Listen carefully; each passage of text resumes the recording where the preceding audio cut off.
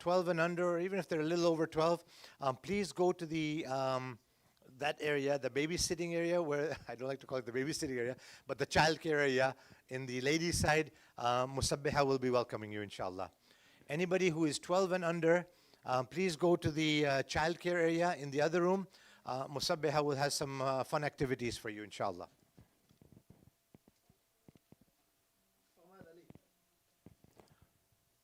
Okay, 30 seconds.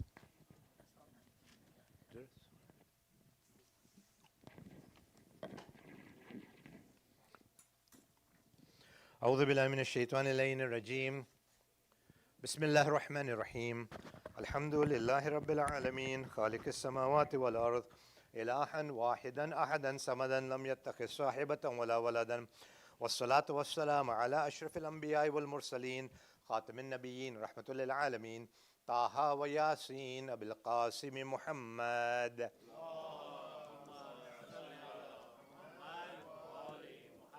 وعلى آله الطيبين الطاهرين المعصومين المظلومين المنتجبين ورحمة الله على محبيهم ولعنة الله على أعدائهم أجمعين من يومنا هذا إلى يوم الدين أما بعد. Respected sisters and brothers, my youngsters, my elders, Assalamu alaikum jamia wa rahmatullahi wa barakatuh. I first of all want to welcome each and every one of you who are here with us physically, despite the inclemental weather and the challenges on the road closures on the highway. May Allah bless you all. I also want to take a moment to thank all of us, all those who are joining from out of the city, out of the province, and out of the country. We have got some who are joining us from Dubai, East Africa, London, England, and various parts of Canada, including St. John's, Halifax, in New Brunswick, Prince Edward Island, and Newfoundland. So that's why I need to be conscientious of the time. Inshallah, we did start about 15 minutes late. I sincerely apologize for that. But inshallah, in this seminar, I will try to also make up that time in the latter part. One of the things at the outset I want to clarify is, of course, I will not be able to attend or accommodate anybody's personal situations as far as their own situations or circumstances considering their family makeup is concerned. So just keep that in mind, that we will have to do at another time. This is probably, I don't like to say one of the most important sessions we have ever kept or we will ever have, because all of the learning sessions are important. The reason why this one is extremely critical is there have been two things that have been sort of triggering me to do this. Number one is that there has been a number of mayyats in our community, a number of demises in our community. And I was actually at a function in Brampton yesterday, and I've been out of town for a couple of days in and out. And I have actually told a lot of those people that here in Kitchener, Waterloo, and the surrounding area, in the last 6 mayyats that we have had, three of them have been 40 or under, and two of them 30 and under. And so what has happened is it's actually a lot of times people are not, first of all, prepared for death. They have not talked about it with their families, obviously. They are unprepared, and then their families get a burden and a hit on their head that becomes very, very difficult. The other thing and the other reason is that a lot of times, and I don't want to just gender specify this, but a number of times, or numerically speaking, it's often the male that passes away. And if you look at the statistics of Canada, an average male life in Canada is 72.6 years, and a female lives for 77 years, statistically. Of course, life and death is in Allah's hands, but we're talking about statistically. So that means the men are going to pass away earlier, and as a result, a lot of times, and in many cases, I have had a number of widows come to my office and say, well, we don't know what to do. How do we pay the bills? And a number of our sisters have actually had to help them, go to the banks, go to the Service Canada, make sure that the death is obviously the funeral home and all that does the registration. But a lot of things, how to pay the mortgage, how to pay the bills, what debts are there, what credit cards to be done. these things become a very, very challenging and a difficult time, especially for our ladies, for our sisters, okay? And so we want to make sure that, both genders, both sides are aware that, of course, everybody has to die. And this is why I said that if you need to sit with your spouse and discuss something, you're welcome to do that, inshallah. But otherwise, just whatever we can get from here, make sure that we are able to grasp it. And like I said, if there are any questions, the other thing that as a ground rule I will mention is that if you do have any questions, raise your hand right away. Don't wait for me to finish. Okay? Don't wait until I finish. Just raise your hand right away, because you may forget, I may forget. And this is something that I've actually, even when I teach a university or high school classes, I also tell the students the same thing. Ask it right away. You may forget, I may forget, and basically my train of thought for that moment when we're discussing that particular issue might be different than if you wait till later on, okay? Also at the outset, like I said, this is just the ground rules that I'm setting out. I want to sincerely thank the Waterloo Wellington Jamaat and Al-Ghadir. This is actually a cooperative program. They both sent out the messages. We are using the live stream of Waterloo Wellington Jamaat, and of course we have been using the platform of Al-Ghadir as well. So this is a joint community venture, today's seminar, and inshallah we'll have a number of them. There's a number of topics that we need to address together, including the khums issue, what is our responsibilities. There will be things that will be, inshallah, we will try and host on an ongoing basis. Those of you who may remember a number of years ago, we used to actually have our seminars on Tuesday nights with Dua Tawassul. But I think that it was more important for us to have it on a weekend so that we can maximize our participation. When we talk about wills and inheritance, the immediate connotation or concept in our mind is, well, I don't have any property. I'm young. I don't have a job. I don't have any money. Okay, why do I need a will? And when we look at the Quran Majid, I have mentioned here in Surah An-Nisa, verse number 11 and 12 are the ones that talk about the actual wirasat and the inheritance and what happens.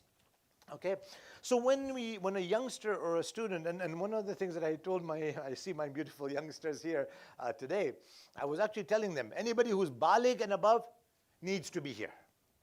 Okay, anybody who's baligh and above needs to be here, because inheritance and wills, especially if you talk about the wills, is nothing to do with money only. In fact, if I was to tell you, and like I said that we've got people from different parts of the world joining us today as well, if I was to tell you something, that most of the allocation of what will happen to your estate is already allocated. So we could actually wrap this up in 10 minutes and all go home, because everything is already laid out. But because we're having a seminar and we're going to be talking about some things, I would like to explain what the importance of having a will is. Number one, youngsters who might feel that, well, I have nothing, I have no property. If you look at our maraja, our ulama, for example, you look at Imam Khomeini, Ayatollah Mar'ashi Najafi, Ayatollah Gul Paygani, any of the ulama, you will see that Imam Khomeini, except for one musalla, one sajada, and one table, a little table that he used to do his Quran on, those were his only two possessions, and his will was about 20 pages long. Ayatollah Mar'ashi Najafi, who was the only marja that I know of in our last generation, who never did Hajj, and so he actually asked his son to do Hajj on his behalf with his own money, inshallah, and say salam to Rasulullah, his grandfather, on his behalf. And yet his will was more than 10 pages long. So don't think, I'm not sure if our sisters got some blank paper as well. You did, right?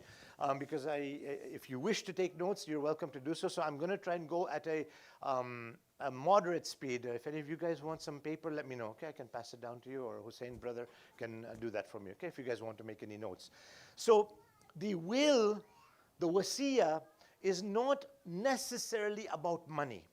It is your last message to those around you. Okay, it's like your ma'asalama, your khuda hafiz message to all those who are around you. So keep that in mind. And that's why I say that even youngsters should have a will. Even anybody who is baligh and above needs to at least know. Because number one, we've got a number of hadith that say that anybody who has their will actually extends their life. If you keep your will with you, you're actually extending your life. You know, sometimes we have youngsters or brothers and sisters going for ziyarah, for umrah or whatever. And they often ask me, what should I bring for my parents? What should I bring for my mom and dad? And my answer is always the same, bring a kafan. And they always look at me as if I'm from Mars and say, if I bring a kafan for my dad, I bring a kafan for my mom, they're going to think that I'm wanting the inheritance. I'm praying for them to die. Because we are not so educated in our Islamic work, in our Islamic knowledge. When you bring a kafan or you have a kafan ready, your life extends. When you have a will, your life is extended. It's not cut short. It's not somebody's praying for you. So if somebody gives you a kafan, they're actually praying for you. So keep that in mind, okay? And so this is one of the things that we need to basically educate ourselves and be aware of, okay? So this is like your last message. It is a message that you are basically saying Khudafiz, Ma'as-salama to the world, and that is what the importance of the will is about. So having a will, and if you look at the lives of the A'immah as well, the emphasis was always there. One of the things that our ulama have clarified is that maybe and there's a bit of gray area here, that to leave a will is not necessarily wajib. This is one of the fiqh opinions. But having said that, if my assets get distributed by the government in a way that they think is appropriate rather than how it should be done from a shara'i point of view, then I am accountable in my grave and on the day of judgment. You see the seriousness of that. Okay? So they will divide everything according to their ways and their wishes. That may not be according to how Allah subhanahu wa ta'ala wants it. I'm going to be accountable. I'm going to be punished for that because I didn't do what the Sharia wanted me to do. Okay? So having a will, having a wasiyah is something that I would actually say to everybody, it's not wajib, but consider it wajib. Consider it as an obligation, as a duty. Okay? And when you do that, then it becomes a lot more easy to understand. And a lot of times, there's things in the wasiyah that, again, don't always get discussed very commonly. I want to ask each and every one of you sitting here, don't have to answer me when I ask. It doesn't mean I want an answer. This is something that you and your family have to decide and understand. When was the last time we had a discussion about number one, maut? What will happen? Are you ready for me to go? Are you ready for me to leave? You know, we have jokes. Oh, sometimes a spouse will ask you, after I die, are you going to marry again? These are the things that we ask. These are the kinds of, and I don't want to say silly things. Maybe the spouse really wants to know if you're going to marry again after I die, okay? But these are, humorous things. But on a serious level, have we made any plans, any arrangements? Right now, we had with us 2 years ago, a year ago, people who were sitting right here beside us, amongst us, younger than us, older than us, who are not here today. I could be the next one to go. It's in Allah's hands. Age doesn't matter.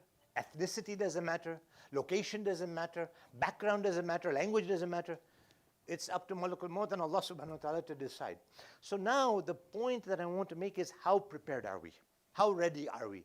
Have we had these conversations? And then I also want to mention one thing, and again, this is relating to the same issue. I'm sorry, I know that the video might have to, okay. The other thing that we need to also discuss, and a number of, just after COVID, I had actually tried to address this from Jummah khutbah as well as from the mimbar as well, that there are conversations that we need to have in our families. And these are difficult conversations. They are painful conversations. These are not easy things to discuss. But for example, if I get paralyzed, if I get dementia, I get Alzheimer's, have I told my family what to do? What care you need to give me? What arrangements? I was just dealing with a mayyat day before yesterday in North Toronto. The lady had gone through a very difficult time and had basically reaching the late stages of dementia and Alzheimer's, and the monthly expense was close to 4,000 US or Canadian dollars. I don't remember the exact currency. Now, if that was to happen to me, will my family be able to afford that? Or will they have to sell the house? Will they have to sell their property? Will they have to sell their gold bars? Will they have to sell everything just to look after me after I am in that critical case? Because remember, insurances usually, unless you have got a really good insurance, don't cover you in critical illnesses, terminal illnesses, or especially when it comes to palliative care. Yes, the hospitals or the rehabs may look after a part of it, but the bulk of that responsibility and financial commitment will be on us. How ready are we for that? Do you want your family to have to sell everything and start from zero? Or are we able to make some arrangements while we're alive as part of our wills, as part of our wasiyah before we leave this world? And this is where I would strongly, strongly encourage myself at first, and all of you as well, to have this conversation. Set aside, make sure that the kids are not there, but at the same time, if the kids are baligh, by all means have them there. They need to be aware that, okay, just in case, these are all just in case. You buy car insurance. A lot of times people don't understand what car insurance is.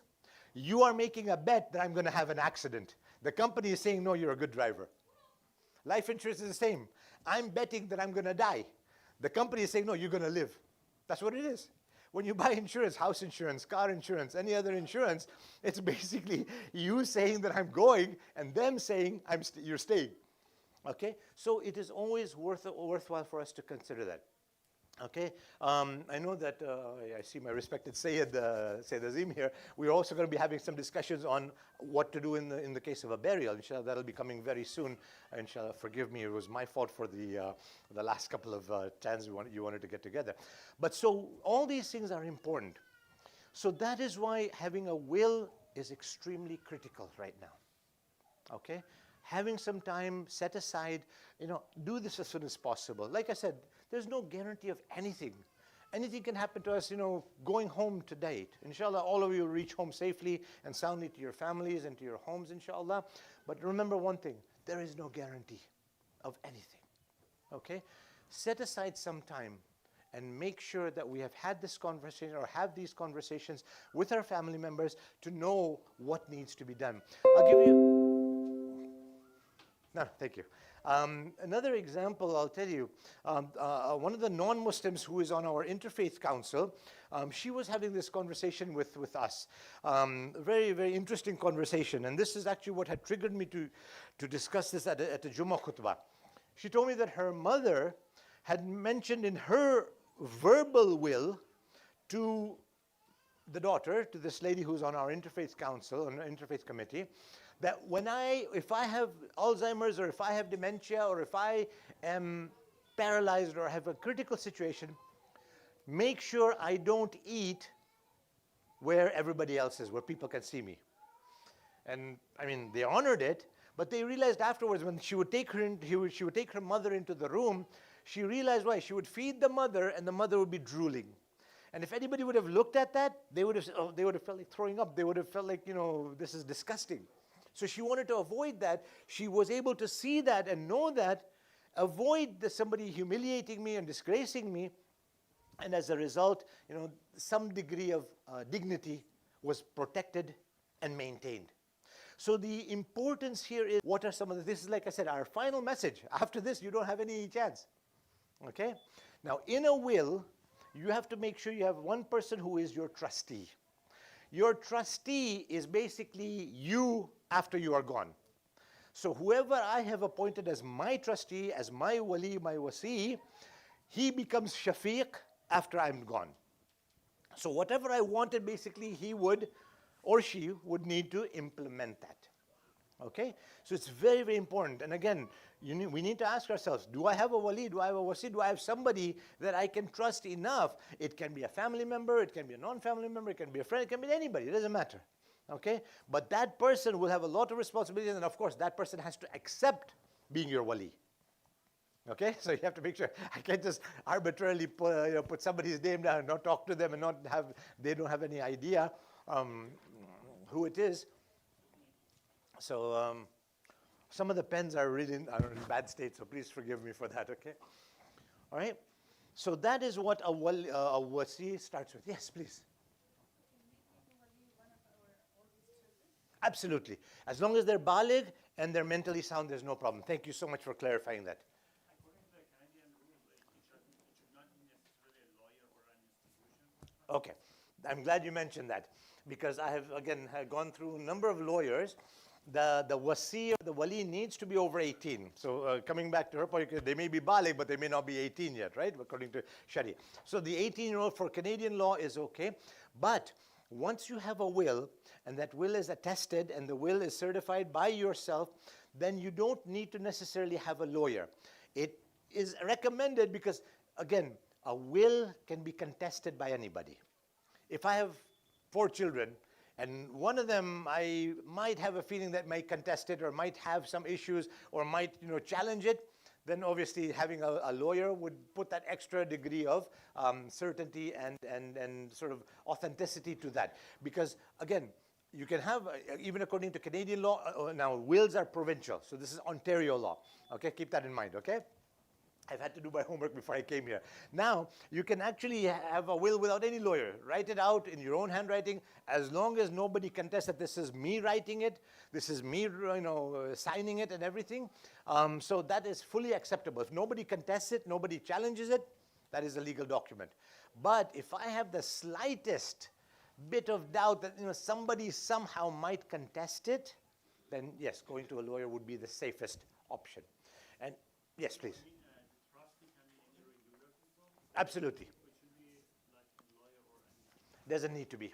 It can be, in fact, I often encourage that it should be somebody who is either a family member or a friend who at least has the basic knowledge of the Sharia and who will do what you want them to do, what you basically have asked them to do. Thank you very much. Okay, we don't know, there is nothing written on the face. Now, my question is this. Have you come across with some, most of the cases that it is okay or no, it's better to be have the will? What is your experience? Can you share with us? I have seen both. And painful as it is, there have been instances where people have contested the will and it has become very, very messy and very difficult. And it just takes one person who is, of course, a family member to contest it. And basically then once it goes to the courts, it can take months, if not years. I've known most of them, and I have to be honest, I would say almost 75% based on my experiences in these last 40 years that I've been dealing with the public have been all right, 75%. But then that 25 event that they pass away, then obviously you have to revisit and then they need to, I shouldn't say should, they must be aware of your will, aware of what you want, and basically have seen the will and ideally initialed it as well as the wasi, as the executor. In case if I miss somebody, please do make yourself known. Yes, sister, please. In case if you appoint a wali, but then you both die at the same time, what happens?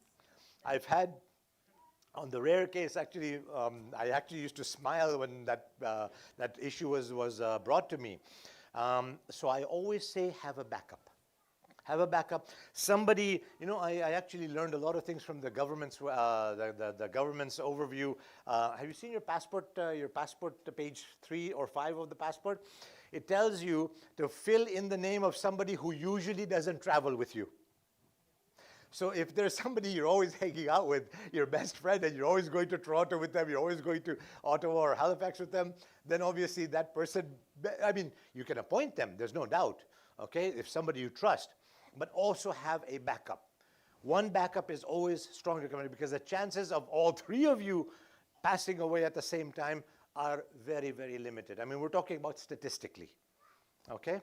So there needs to be there. And again, just something I'll share with you, that for example, in my own will, I've mentioned that in case there is any discrepancy or there's an issue from a Shari'i point of view, speak to Maulana so-and-so to get a final decision. So even my trustee, my executor, knows that there's, if there's a problem or a question that arises, there is an issue or a dispute, then they have to do that. So having a second one just as a backup is always a safer option. That second wali, the backup wali does not need to necessarily sign your will or have it, but they should be mentioned in the will. So just keep that in mind as well, please. Okay. And any other questions? Yes, sir.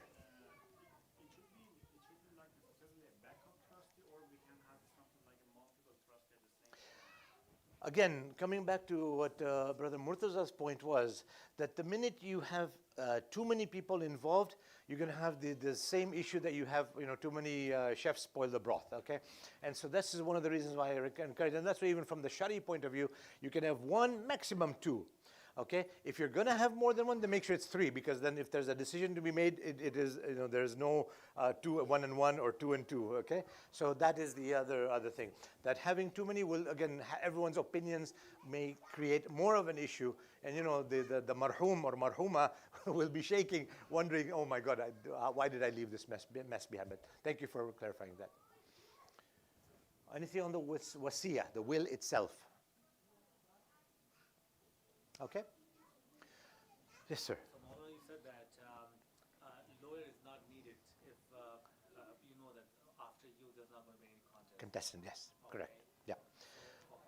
And then basically, you have your will. The will is signed. It's it's witnessed.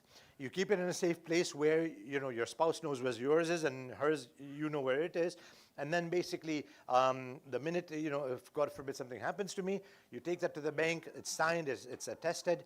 In most cases, unless the bank has reason to suspect, it will be accepted. And again, this is what my experiences have told me. Like I said, a backup or a security feature is to have a lawyer just attested, because a lawyer will never question you as to why you did this, why you did that. And when I come to the inheritance part, why did the son get this much and the daughter only get this much? The lawyer has no right to ask you that question. So it's good to get it attested by the lawyer. I would suggest that once you've kept everything ready, because if you go to the lawyer to get everything ready, they'll charge you like $2,000 for all that paperwork, which you have to do anyways. They'll charge you $500 to attest it and to basically keep a copy in their file and keep a standard copy. Sometimes the lawyers, they do ask you why you do like this. Yes. And I'm going to be explaining that as well, inshallah. So the legal will is not obligatory. Not necessarily, not in Ontario. The government of Canada will entertain the Shari will. Absolutely. As long as there's nobody contesting that this was you who wrote it, there's no problems. Could you just repeat the question? Because Oh, just repeat the question because then I'm it's being relayed as well. I'm so sorry. I do keep forgetting that people from other places are here. The one question was about the need in Ontario, and again, those of you who are from different parts of Canada, if I'm not mistaken, the laws will be very similar in Prince Edward Island, Newfoundland, New Brunswick, and the eastern provinces, as well as the western provinces in Vancouver and Edmonton, based on my experiences when I used to live in those places. England and East Africa and Dubai, I need to just polish myself up. So those who are from those places, please check your local guidelines. Sayed. Is the notary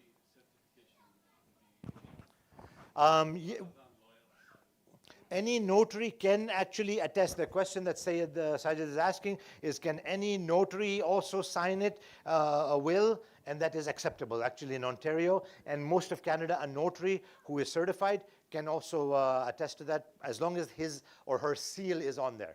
That is what the banks and everybody will check for. Okay, so I hope that was clarified. Did I miss any other question for Sayyid Ali?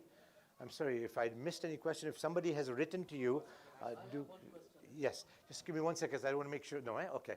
Our respected participants from outside of the Waterloo region, if you have anything, please write it on the chat message at the bottom. Otherwise, Brother Hussein is also keeping an eye out for messages. Sayyid, please. Is there any validity for the will, like when you sign? Like some lawyers say every year you have to get. Okay. That's the other thing. The question that Sayyid Abbas is asking is that what is the validity, the best before term for a will? Basically, if you've written a will, that will is valid until you make a newer will. And that is why if you look at a standard wasiya or will form, both from the Ontario point of view, Canadian law, as well as from the Shari point of view, which I was looking at Maulana Rizvi and some of the other ulama's wills, they mentioned that this will now supersedes any previous document that I have issued, written, signed, blah, blah, blah, whatever. So it is the best, the most current one.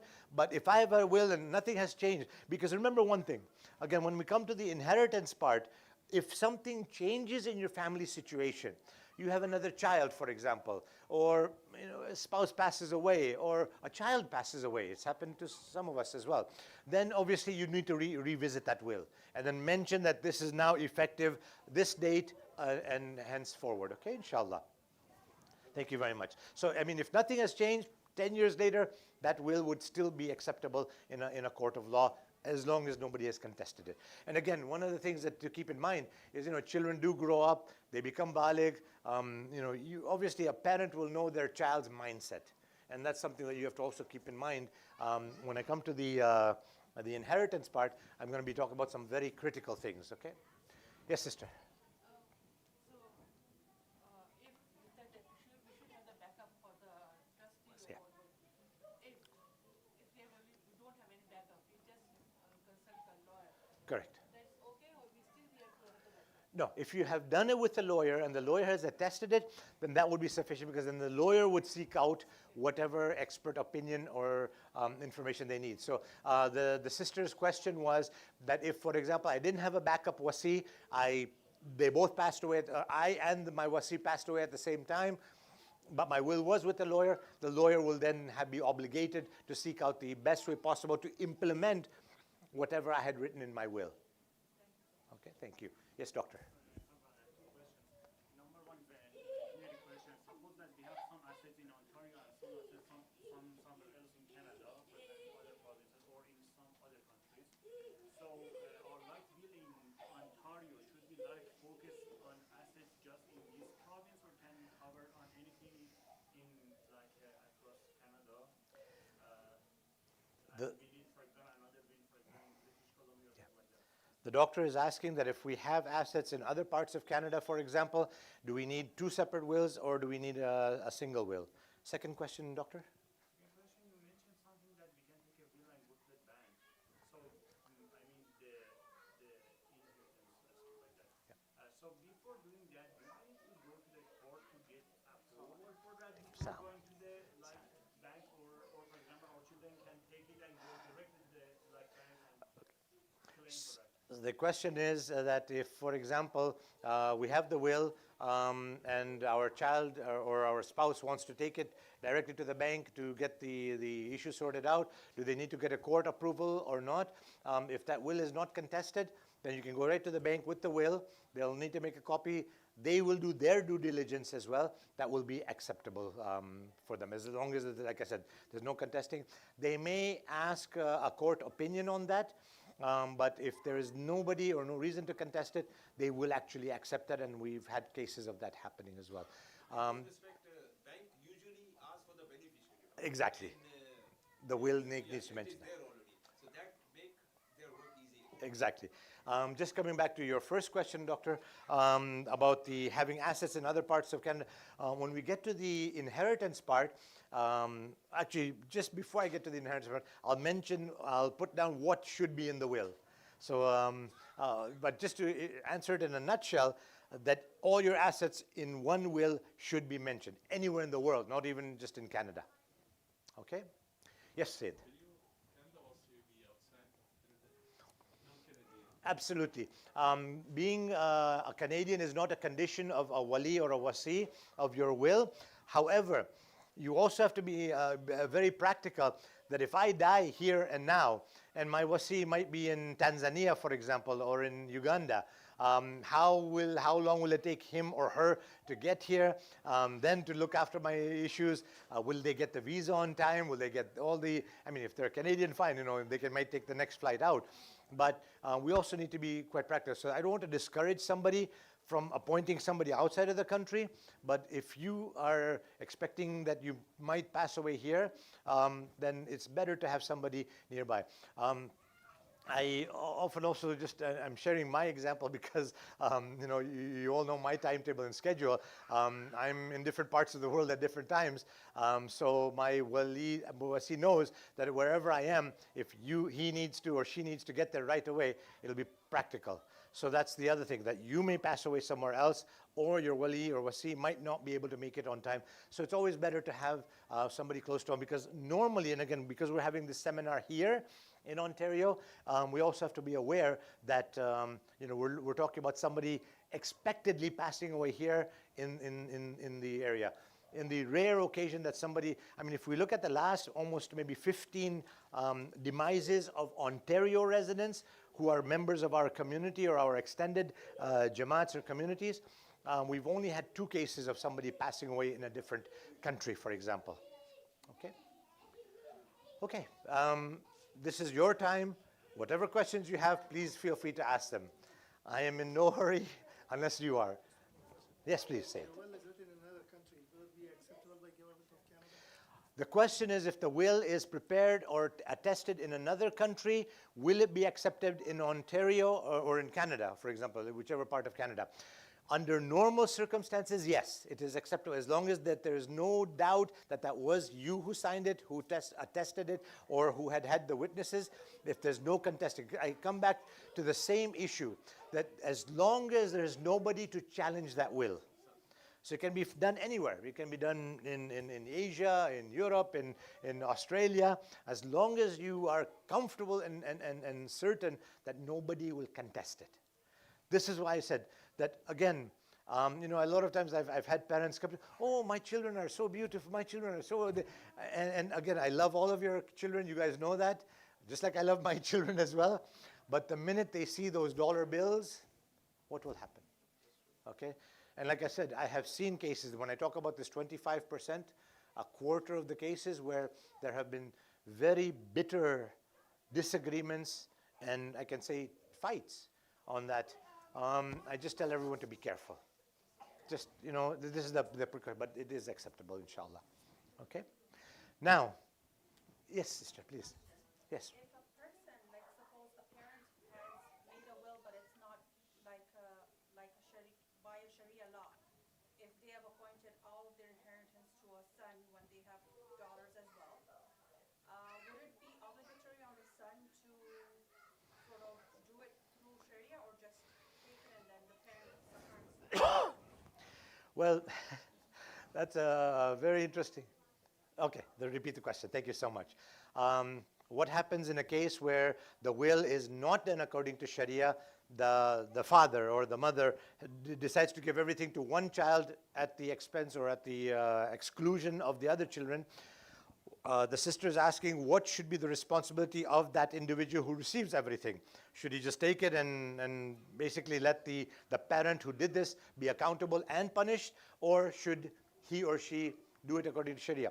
Of course, my recommendation, suggestion, insistence would be that that child should do it according to Sharia, should do it according to Allah's laws, but at the same time, I would remind that father while he is alive, if I was to ever come across a discussion with him, or the mother for that matter, that please keep in mind that when I come to these verses of Surah An-Nisa, basically everything is already allocated, okay?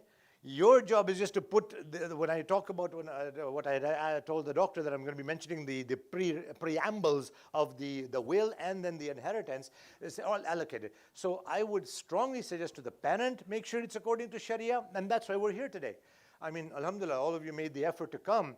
I was expecting at least double the amount of people because, I mean, what, I think I'm not going to die? Do I think I'm not going to get dementia? I'm not going to get Alzheimer's? Do I think I'll stay healthy all my life? You know, these are the serious things.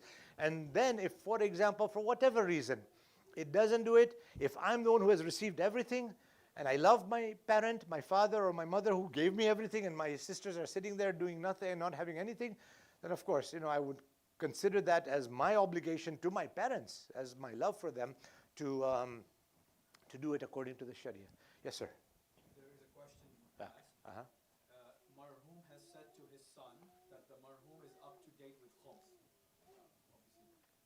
However, marhumeen's wife says that he hasn't paid khums. What is the obligation on the son? There isn't a will. If it's out of context, he said he doesn't. No, it is actually, it's within context because I'm going to be coming to that in just a minute, but the question is that if, for example, the spouse has been told that my khums is up to date, but my son, or vice versa, my son was told that everything is up to date, but my spouse knows that I never paid any khums. In a case like that, based on the fiqh issue, the eldest son's word will be taken because a lot of those responsibilities are on him. If there's no eldest son, then of course the wife's opinion will be there that khums was not paid. And when I come to the specifics of the will, I'm going to be mentioning that as well. So thank you for that question, for that online question, inshallah. Okay, can we move now to the next part, inshallah? Okay, everybody is clear now? Like I said, this is the overview, that exactly what I wanted, so I'm really happy. Now, when you are preparing a will, when you're doing, and I mentioned here, anybody who is baligh should have, needs to have a will. Okay, even if you have no assets, doesn't matter. You're baligh. I'll give you another example. I'm going to mention that, okay?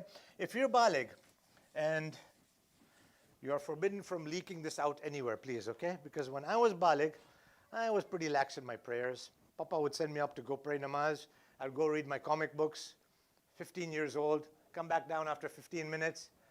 And I know for a fact that this probably carried on for about 3 years. It was not until I was 18 that I took my wajibat seriously.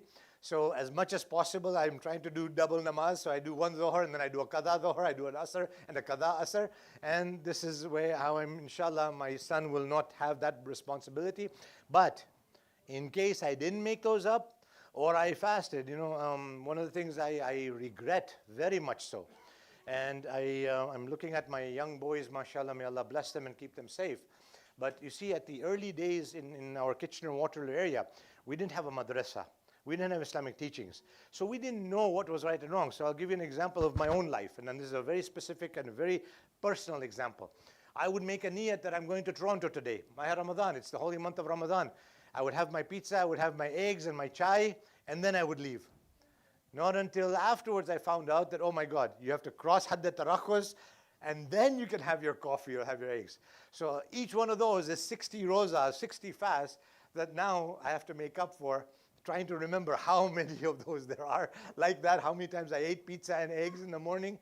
And these are the serious things that are also mentioned in the will. So my youngsters, I hope you've never done this, inshallah, because you have a madrasa now that you can go to, okay? So in the will, contents of a will, okay? My handwriting is really horrible, so please forgive me. And this will come to what the doctor was asking me. Most important thing, my dear sisters and brothers, Sayyid Ali, are we recording it or is it just going to be, it is recorded, right? Okay, perfect, because I might need to refer to this myself as well. One of the things that is extremely critical, okay, is to make a list of all of our assets, wherever they are in the world, okay? Oh my God, my wife will know what I have everywhere. Yes, sorry. My husband will know what gold bars I've been hiding. Yes, my apologies, but yes.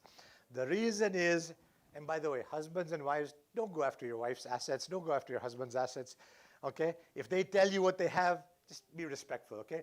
Because this is going to become very critical later on, okay? Because all of this will be what is known as the wiratha or the estate. All of this will be as part of the estate, okay? So everything you have anywhere in the world has to be there. All right, number 2, okay? So this is the basic contents of the will. And,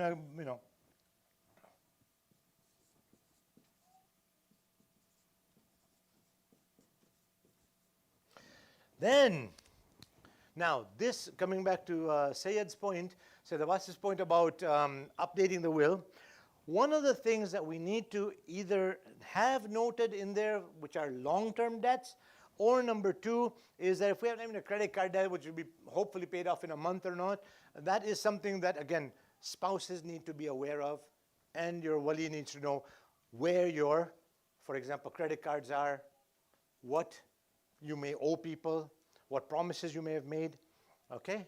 So the debts that we have, this is not necessarily the mortgage, because the mortgage should be common to the two spouses, but the debts that I have. So I borrowed money from Kifayat Bhai. I owe him $500, inshallah. You can pay me whenever you want. That is what we're talking about. That, the wasi needs to know that what may be the situation that I'm in at that time. Okay? Now, when you're doing the will, so now you've made a list of all the assets. Let's say all your assets together are worth $250,000, everything you have. Now you've got $50,000 in debt. So the 50,000 comes out right away from before anything is distributed. Before anything is done, debts have to be cleared.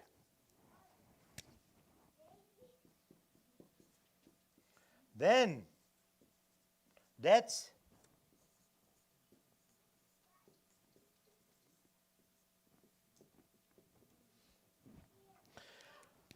one of the things that me and Abu Ali often joke about, months after Shahr Ramadan, somebody will give him fitrah. Oh, this is my fitrah from last Shawwal, okay?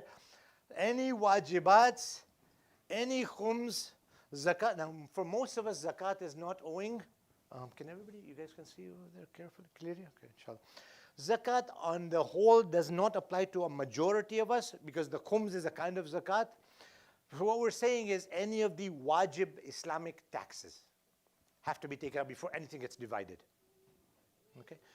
By the way, I'm going to give you guys a 2-minute breathing moment. If anybody wants juice, I've tried to be as healthy as possible, so there's orange juice without sugar, raspberry juice, and on the ladies' side, there's also some as well if there are any ladies there, inshallah, okay? The children can have it, I have already told Musabbiha. So the khums, zakat, any wajibat needs to come out, okay, before anything is distributed. And then,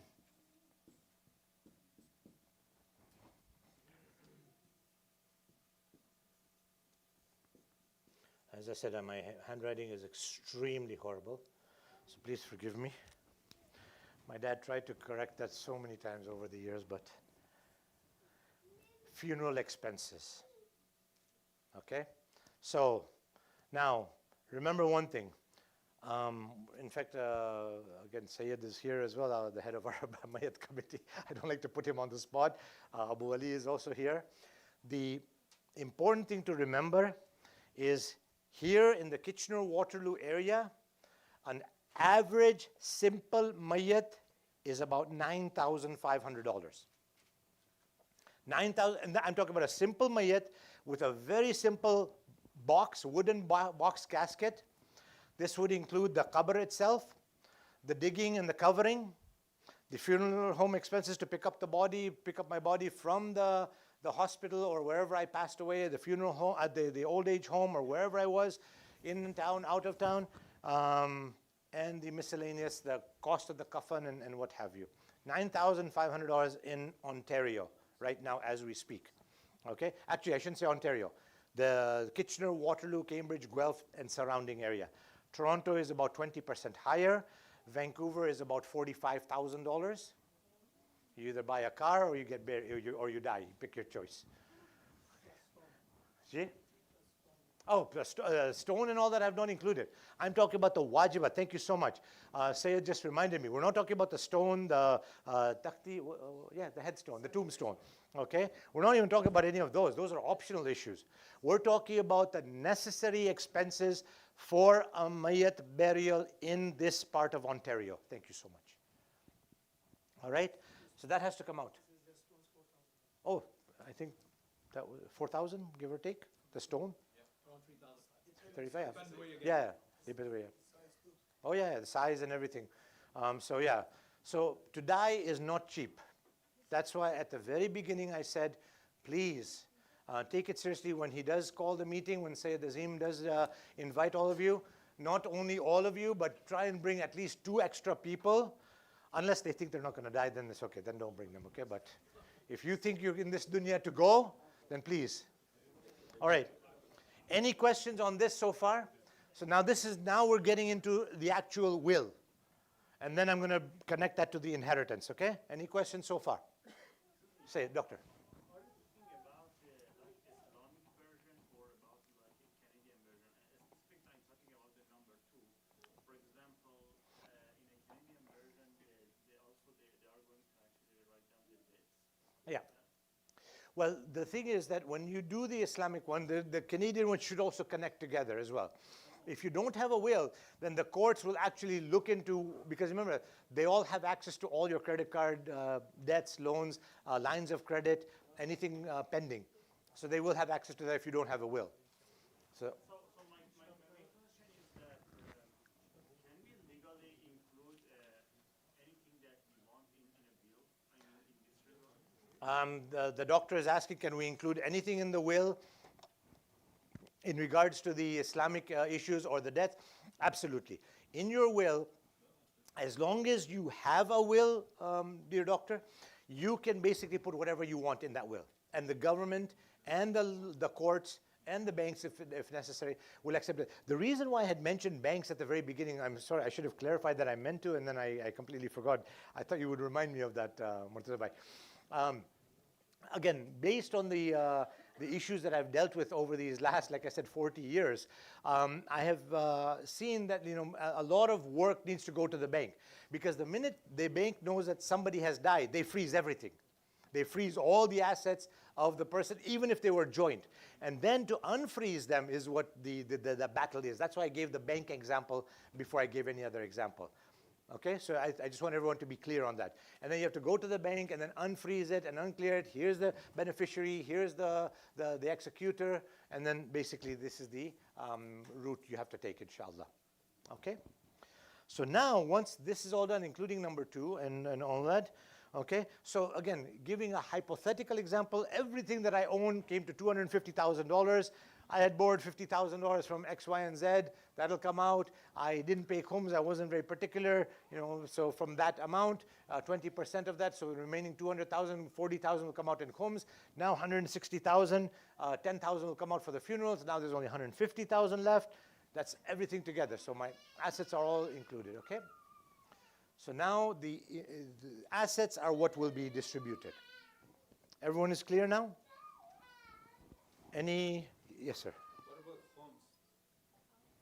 homes? So basically, what would happen is, this is where we were coming to the other point that was mentioned, that for example, if the father, I passed away, I told my son that, oh, I haven't paid, I paid khums, I'm all up to date. I regularly have these kind of conversations.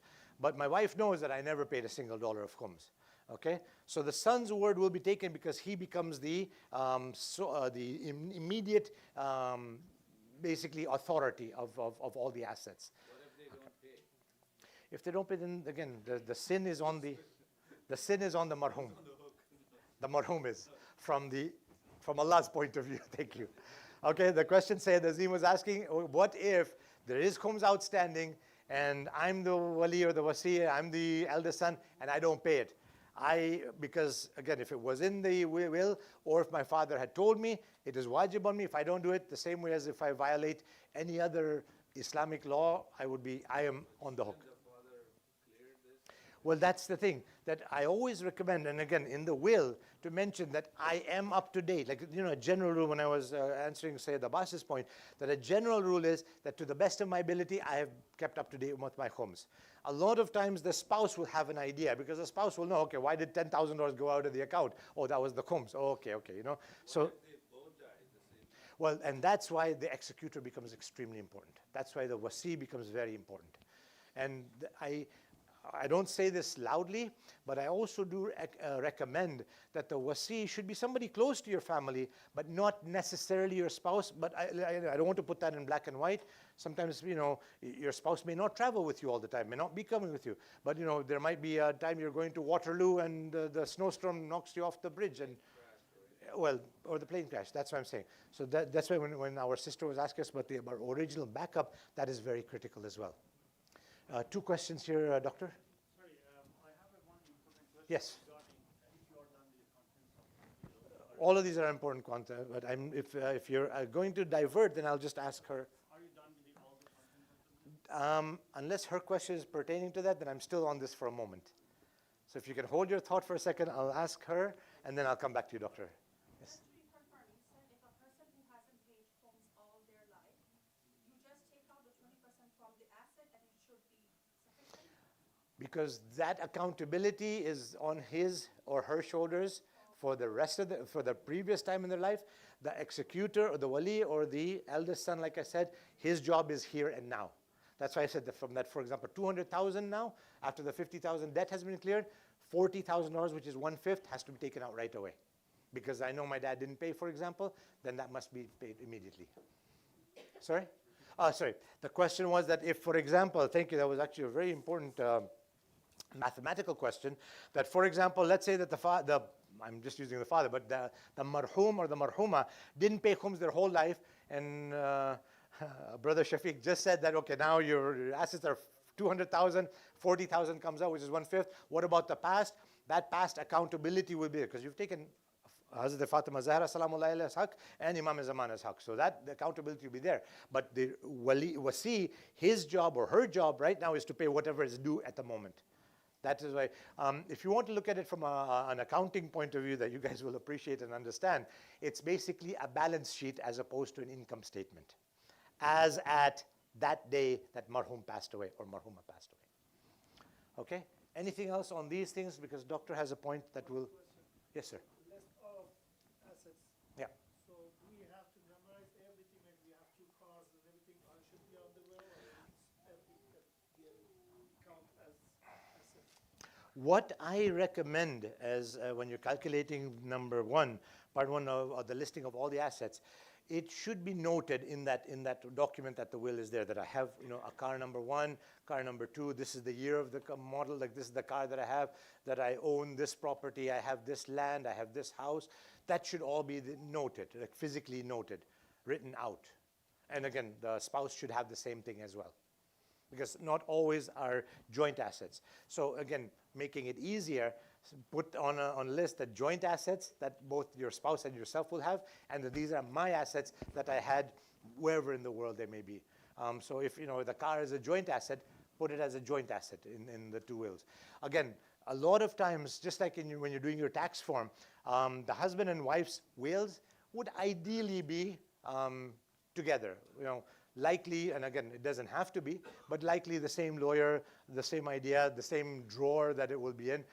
If you remember one of the husband and wife games that we had on Eid, we had mentioned that where is your wife's secret drawer, where is the husband's secret drawer, where his gold bars might be.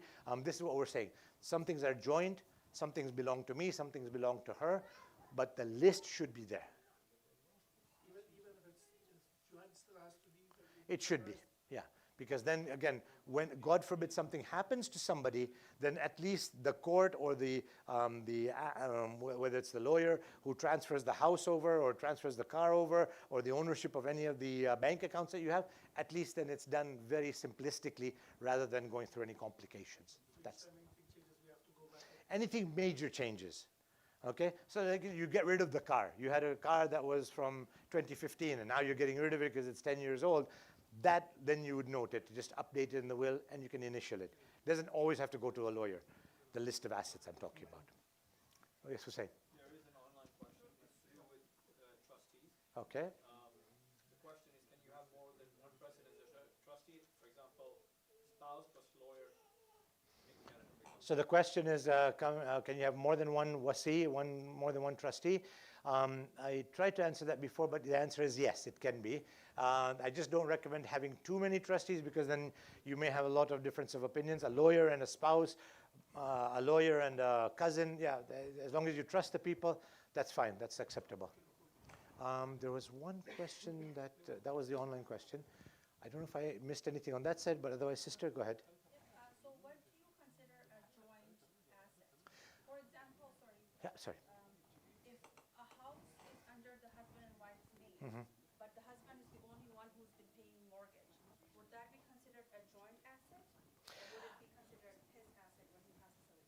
Well, again, those are the decisions that the husband and wife should be making together. That the husband might say, I'm making the payments, but you had to stay home and look after the kids, or you looked after the home, and it would be considered joint.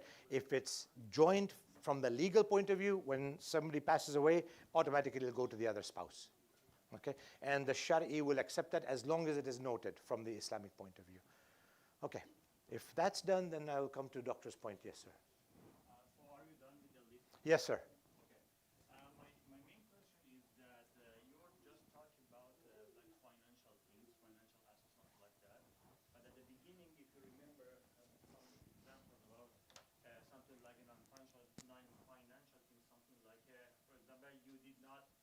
you have not done, for example, your Hajj, and you want to assign it to someone, Yes. or your, for example, your prayers. Or the most important thing is that who will take care of your kids in the situation that you and your spouse pass away at the same time. This is a very critical thing in Canada, as far as I know. Should all of these things be addressed inside the same bill, or we need another bill for such kind of things? Question is, in the event that somebody, for example, didn't do Hajj, and the issue of having children, in the event that the two spouses pass away together, like as we said, in a car accident or in a plane crash or something. So now this is in two parts. One of the things to keep in mind is that when I was talking about wajibat here, khum, zakat, and anything wajib, you guys can all see here? You guys can see all right, inshallah? When I was talking about wajibat, I only mentioned the fitriya. Let's say, for example, Hajj was wajib.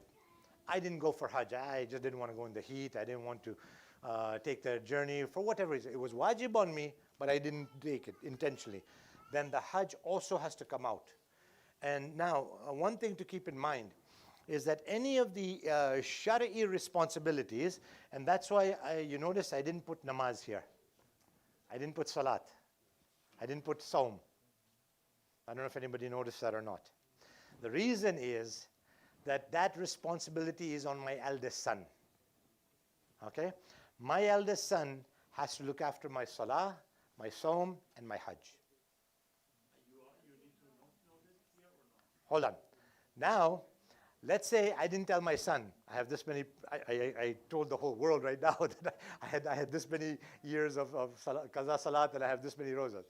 Okay? Let's say I didn't tell my son how many namaz, salah I had, how many saum I had, and whether Hajj was wajib on me and I went or I didn't go or not. There's no wajibat on him. There's no obligation on the son if I did not tell him. Be clear on that. Okay? So if I didn't tell my son anything, he can just take his inheritance, Khudafiz, ma'as-salama, and get out of there. There's no obligation on him. That is why I emphasize over and over, please try to understand, my sisters and brothers, the importance of a will, and that's why I put number 5 down here. It's your message. It's your Khudafiz. You know, it's not a joke, but I often tell myself that if I was sitting down and they were having a majlis for Shafiq Huda, who just died, what would I want the people to know? What would I want to say if I was sitting there and they were reciting my Mayyat Majlis, my 40th or my passing away Majlis? You know, this is where a lot of times people's regrets, it's too late. Once I'm in my grave, it's too late to say anything. It's too late to do anything, all right? So you need to remind yourself, put yourself in that position that I'm listening to a Majlis. You know, the Shaykh or the Sayyid is praying a Majlis for Shafiq Huda, for Marhum Shafiq Huda. Was there something I forgot? What did I want to say? And that's where a lot of these things come up. But if I haven't told my son by now, I better do it soon. That, you know, buddy, 2 years of salat do. Hajj I didn't do. Please make sure you do it with, whatever. Then it can come out of that, but I'm going to come to an important point. Hajj, salat, and saum are the responsibility of the eldest son. So it does not come out necessarily from this part here. Is everybody clear on that? Now I'm going to go into the nitty-gritty. Sister. Number 1, if you don't have a son, then it's not wajib on anybody. That was your own responsibility. Daughters do not have that responsibility. And when I come to the inheritance, I will explain that one of the benefits of a daughter. Sister.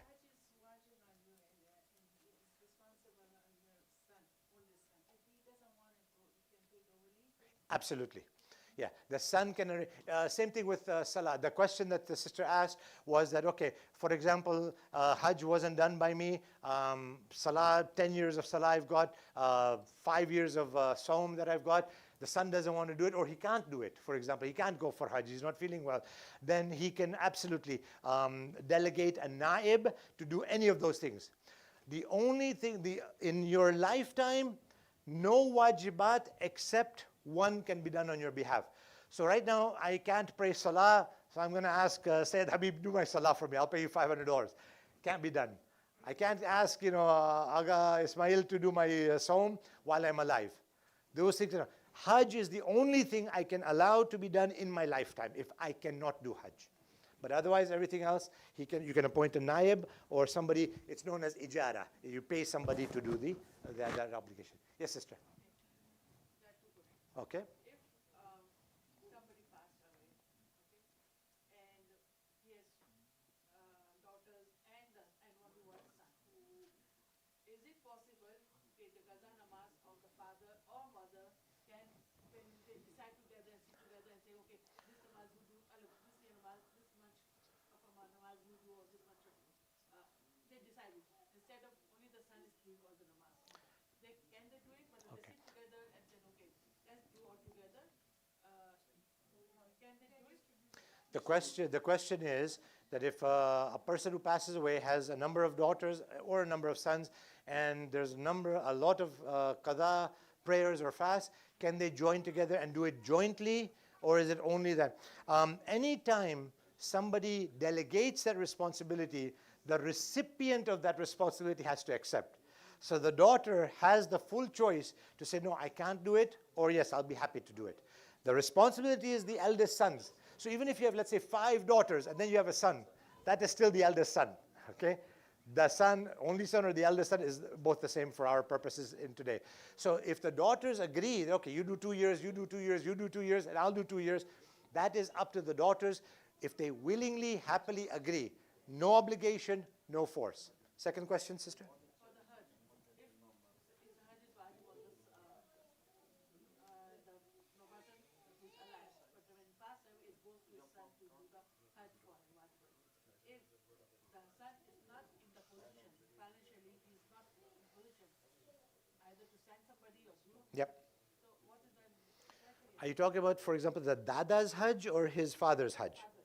His father's Hajj, if he's not in a position and the father did not leave anything in one area, the question is that what if the son is not in a position, thank you, in a position financially to be able to afford the Hajj, or his health might not allow it. If his health doesn't allow it, he can do a niyabat. If his financial position is that he cannot send him anybody or himself, then that responsibility is alleviated from him. It is not wajib on him then. You've answered the question, but I just wanted to repeat the sister's question because it was asked again. Yep. If the person doesn't have a son, Uh-huh. again, the question, does the daughter need to take responsibility? And the second part is, if there are no children at all, what just happens in that situation? Okay, so the question is if there's no children or there's no son, same thing that I replied, there's no obligation. It's not wajib on anybody. And if there's no children, then there's no obligation on anybody. The marhum should have told his executor, his wasi, to do that for him or her. Yes, sister. So, us going to Hajj is like wajib. Is it the husband's responsibility to take the wife for her to perform her Hajj, or is it the wife's responsibility to basically Ahsanta, the question is if Hajj is wajib, is it wajib on the wife or on the husband to take his wife for Hajj? It's a very, very interesting question because the answer some of you may like or not like, it's up to you. Some of the marriages that I have solemnized, some of the nikahs that I've done, one of the conditions has been that you have to take me for Hajj, or obviously that becomes wajib as a part of the mahariya rather than of the obligation.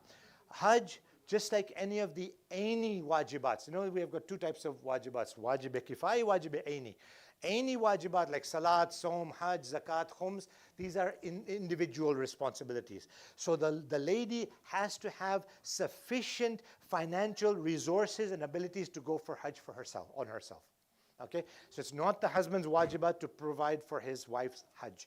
Unless they're willing to do it. Of course, many couples do that and all that. But if she's in a challenging position and he might be a millionaire, if he wants to, alhamdulillah, Allah will reward him. He can gift a Hajj, because remember, you cannot take a loan for Hajj. You cannot borrow money for Hajj.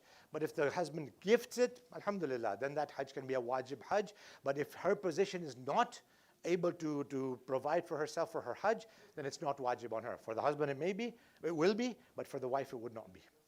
Okay, that's because this is an aini wajibat. Thank you for the question. A lot of, mashallah, very important and critical things are coming up. No. But online they understood, they heard it? Okay. Sister. No, please. No, please. This is your forum. If a girl had did the Hajj before her marriage, Uh-huh. with parents she went for the Yeah, Hajj, yeah. the Hajj, then again she had to do that after the marriage. Is wajib for her? The question is, if a lady did Hajj before marriage, she went with her before marriage or with her parents or whatever. As long as she was baligha and she had gone with her parents or she had gone with her brother or anybody else, that Hajj for her lifetime is alleviated. So the Hajj does not have to be done again with her husband. There's no requirement from the Shari'i point of view to do it again. Thank you. By the way, I'm happy with all the questions, so please don't feel shy. This is your forum. That's why I came here today to do this. This is your time, inshallah. Doctor. Thank you. The responsibility of the children, which Dr. Ali has been asking about. Thank you. Sorry for diverting away from there. One of the... No, it actually needs to be here, right in the beginning, the preamble part of the will. That, we keep one thing in mind, and again, I don't know how many times I need to insist and reiterate this, that a will is your last message. You have to put yourself in that position and see what's happening, what's going on. You have to envisage this for yourself, for ourselves. So what needs to be done, in fact, in one of the things that Maulana Rizvi has done in his sample will, is that, again, same thing, like I said, when you're making a list of your assets, your children are probably your most important asset, okay, from Allah subhanahu wa ta'ala. And so if they are not baligh at the time of writing the will, then you need to make sure and specify that it will go to khala, it will go to chacha or kaka, or somebody that is an uncle or an aunt or a mahram, or even if it's not a mahram, but somebody who will fulfill the obligations, will train them. Because again, these are wajibats that we have to take very seriously. Okay? So children's upbringing and tarbiyat, parwarish, all of these things are very critical issues for the person who has passed away. Because again, this is why we're having this discussion.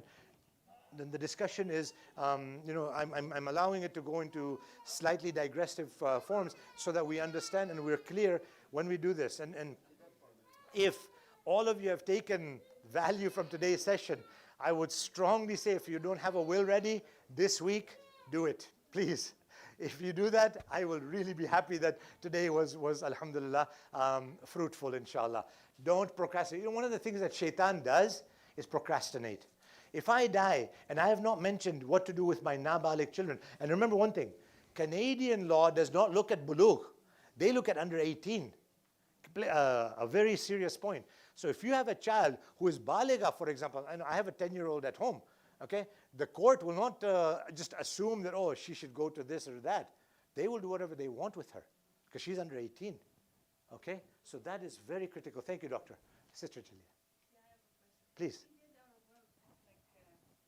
Our youngest son was not baligh on that time, and we give a responsibility every time when we travel, we give responsibility to the sibling, the older sibling, but now we have to update it for Absolutely.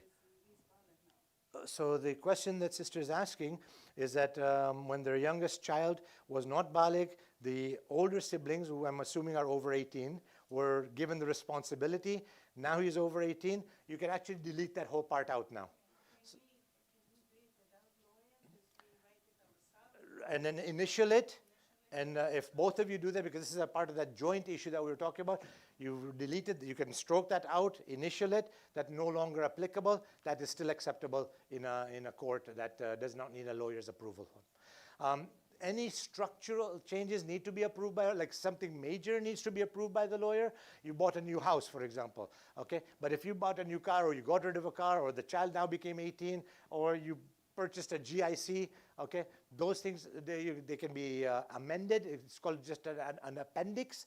Having an appendix, both of you initial it and both of you sign it, that is acceptable in Ontario law. Inshallah. Allahu alam. Okay?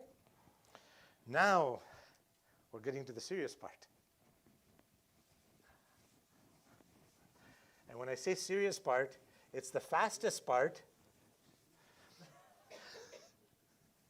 All of this wasn't serious, right? I'm sorry, Abu Ali. Abu Mikhail, please stop that. Abu Mikhail is him, eh? Okay, now.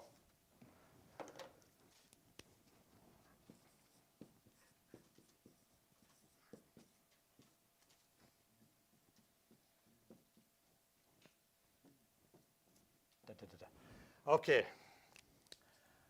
This is going to be the easiest part I'm doing tonight. I should sit down for this. What I said to you a few minutes ago, the importance of the will, why to do the will, what is the will, what are the contents? I told you to do a will. Make sure this week you do something and all that. Now the question rises, okay, in the will, who gets what?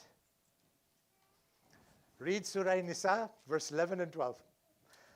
Amongst the longest verses of the Holy Quran, everything is laid out. Who gets what?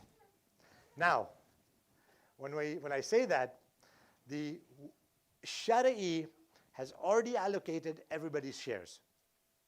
One of the things that Sayyid Muhammad Rizvi, Maulana Rizvi, may Allah protect him and keep him safe, has done, I actually got these printed late Friday night, and inshallah, if you wish to make a donation, you can, but if you wish to just take it, you can as well.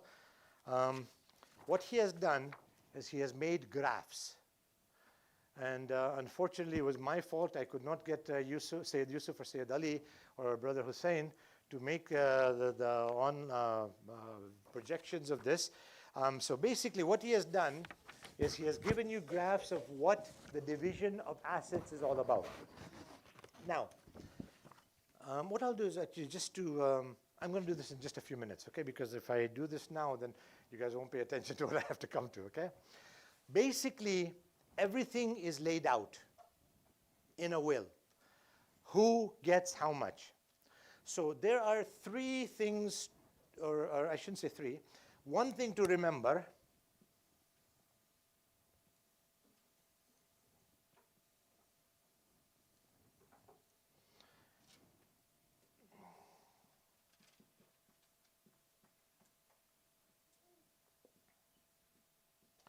if any of you are writing anything down, this will probably be the best thing to write down.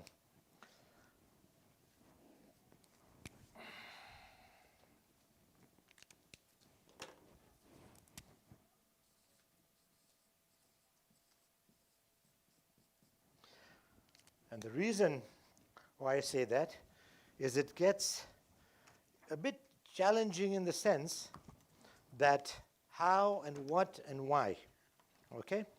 So there are three, what you call darajat, three stages or three levels of, what do you call it, family members, inheritors, okay? The first level is parents and children. If there is anybody in that category, parents or children, that's it. Nobody else inherits, okay? Here's my blue one.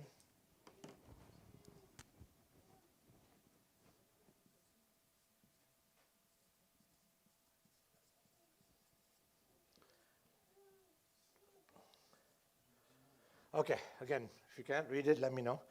So, if you have any children or any parent still alive, let's say a parent is alive. I have no children, but I have a parent.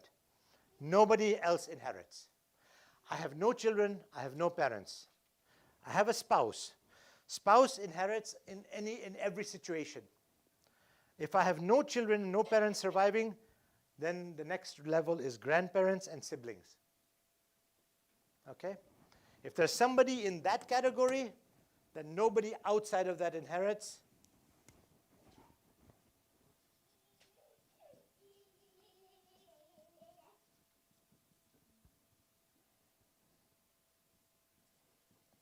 I'm just going to short form it because I just don't want to take time from all of you, so forgive me. So let's say I have no parents, I have no children, I don't have any grandparents, I don't have any siblings. Then, only then, will my maternal parents, my maternal aunties and uncles and my paternal aunties and uncles inherit. So if there's a child If there's a parent, then nobody else inherits. If there's no children, no parents, then the siblings, my sisters or brothers, and my grandparents would inherit. If there's nobody, no siblings, no parents, no children, no grandparents, then it goes to the extended uncles and aunts, paternal or maternal. Yes, sister. Sorry, where does the spouse come in again? Everywhere. Spouse is universal. So for example, let's say everything. So for the wife, the husband, and for the husband, the wife. The Sharia has got a vision here. So let's say I have my spouse, but I have no children, no parents, no grandparents, no siblings, nobody else. Spouse inherits. She gets her 25% no matter what happens. The remaining gets distributed with my uncles and aunties, both paternal and maternal equally. Now, coming back to what I'm sure I'll get asked, in all my 40 years, I've never had that situation come up. So, yes, sister, please. No. I'm just a little confused, that's all. Oh, absolutely, no. And please do not apologize. Like I said, this is your time and this is your seminar. So what happens is a spouse inherits no matter what happens. If you don't have a spouse, then the scenario changes a bit. If you're not married, then it goes to if you have children or parents. Okay? So let's say I'm not married. What? Just to clarify, Yeah. you mean the spouse can inherit in different percentage based on another person with different percentage? Correct. So you said that in the beginning, 25%. There's nothing, but if there's Correct, children yeah. or parents, they decrease the. Correct. There's no situation as she can take 100%. There is one situation where she, thank you, Jazakallah khair. And I think that'll tie into her question, okay? So, like I said, if I don't clarify anything, please do feel free. Do not apologize. This is your session. A spouse inherits no matter what. Whoever I have or I don't have in my family, doesn't matter. The spouse inherits, okay? Now, if there's children or parents, children and parents, child or parent, doesn't matter, then nobody else will inherit except the spouse. Spouse always inherits. So if you keep that in mind, then we can move forward. Spouse always inherits. If you do, for a female, but I'm going to come to that. Let's keep to thank you. Forget about my 25% I said at the beginning. Forgive me. The reason is I would need, because it changes depending on the husband or the wife, okay? And I'm going to have to explain that because that becomes very contentious. The spouse inherits no matter what. Whoever is in your family, doesn't matter, spouse inherits. But let's say I have a spouse, but I don't have any children or parents. Then it goes to grandparents and siblings. If I have a grandparent still alive, or I have a sister, in my case I do, okay? So then if I didn't have any children, if my mom wasn't surviving, then only my wife inherits and only my sister will inherit. Is everybody clear? Because this becomes very rare. Like I said, in all my years, this last box has never come up, at least in my experiences of 40 years. Okay? But it can. However, you said only the spouse and, or in your case, your sister. Yeah. So how would, what's the percentage? Okay. I'm coming to the percentages in just a few minutes because if I tell you now, I'll have 25 hands come up, all from that side of the room, saying why. Okay. Those who are listening to us online from different parts of the world, our sisters are just sitting on that side of the room, and our brothers are on this side of the room. That's why I'm able to say what I am. So, and I have to cushion it down just to explain. You see, the biggest problem that not only the Western world has, but sometimes we as Muslims ourselves have, is that we have not understood Islam as a complete message. You know, when you go to a restaurant, you can have a la carte, or you get the 5-course meal. You get the soup, the appetizer, the main meal, the dessert, and the drink, the 5-course meal, right? We like to do a la carte. I want to get this, I want to get that. And you know, it's sort of like when we're dealing with a marriage, it's like you order first and then you wish you had ordered what the other guy ordered. Okay? So that doesn't, life, nobody got that, alhamdulillah. Life is like that. You know, we have to take Islam as a complete package. Not pick and choose. I like this part. You know, one of my teachers used to explain. He said, the poor people love khums and zakat. The rich people love, you know, Hajj and all these other trips that we can take.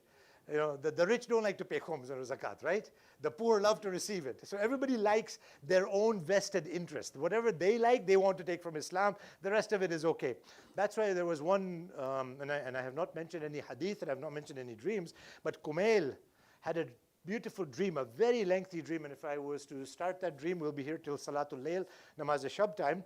But basically, he saw people, a cloth coming down from the heavens, and it was a beautiful, unadulterated, beautiful cloth. And he saw people running and ripping it, taking this and taking that, and ripping this one, ripping that out. And afterwards, the whole cloth was completely tattered, holes and all kinds of things. Imam Ali tells Kumail, you are dreaming about Akhiruz Zaman. He says, what? This was a lengthy dream. He saw 7 cows, he saw lots and lots of things, but I'm just taking this part. He says, you are seeing Akhiruz Zaman. He says, Islam was sent down by Allah. Al-yawma akmaltu lakum deenakum wa at'amtu alaykum ni'mati wa raditu lakum al-Islam. Islam is a perfect religion.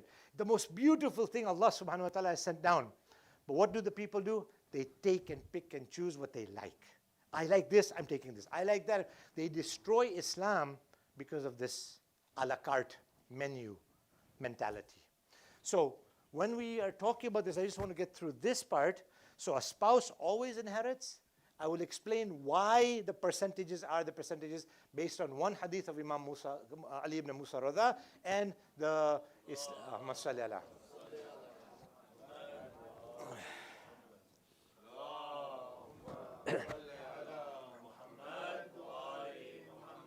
think that water was from last week.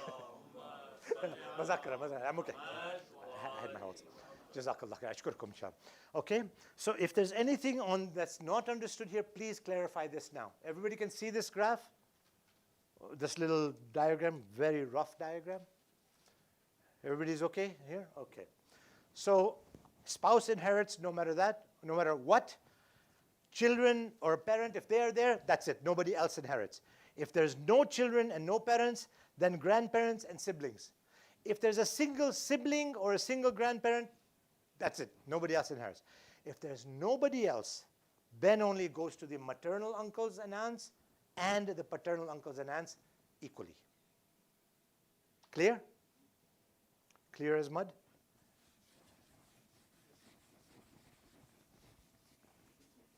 Yes, sir. Yes. Number one is that you're explaining about Islamic law here.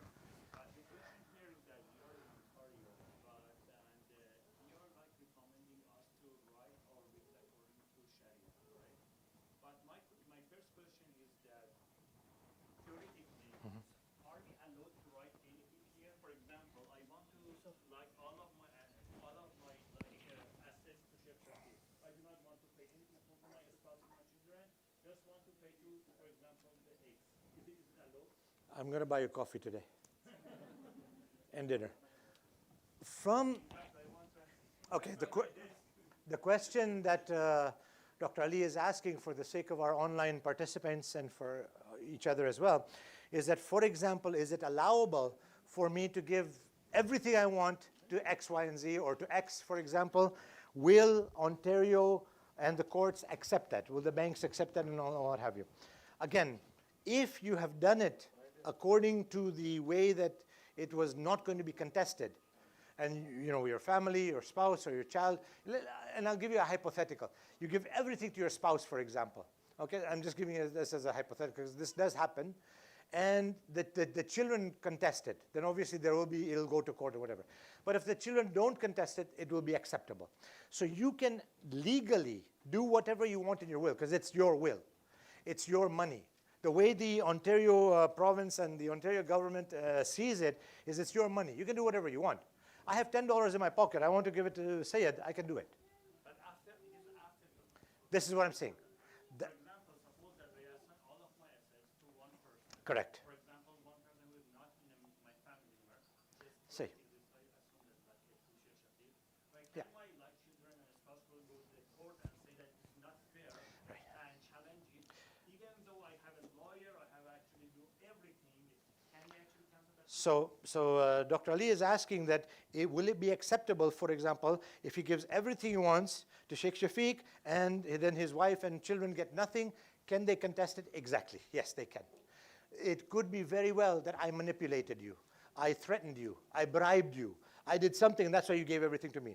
So if anybody contests it, this is why at the very beginning of the session I said that anybody in your family or extended family or somebody who has a reason to contest your will can do it. Even if you have a lawyer. Because, and again, I want to highlight and emphasize this issue, that the whole premise of contesting a will is in case I did that, what you're explaining. I did everything to Ahmad. I gave everything I had. My wife is there, my children are there, they're all suffering. Now what are they going to do? They have a right to contest it, okay? And that's why it could be that Ahmad threatened me, he blackmailed me, he manipulated me, he drugged me to sign. So the point is that even if a lawyer is involved, remember one thing, the courts have also realized that lawyers can be corrupted. You must keep that in mind. Yeah, I know. But That's why you go to a judge. it's not about this. For example, suppose that I actually set up my will according to Islamic law.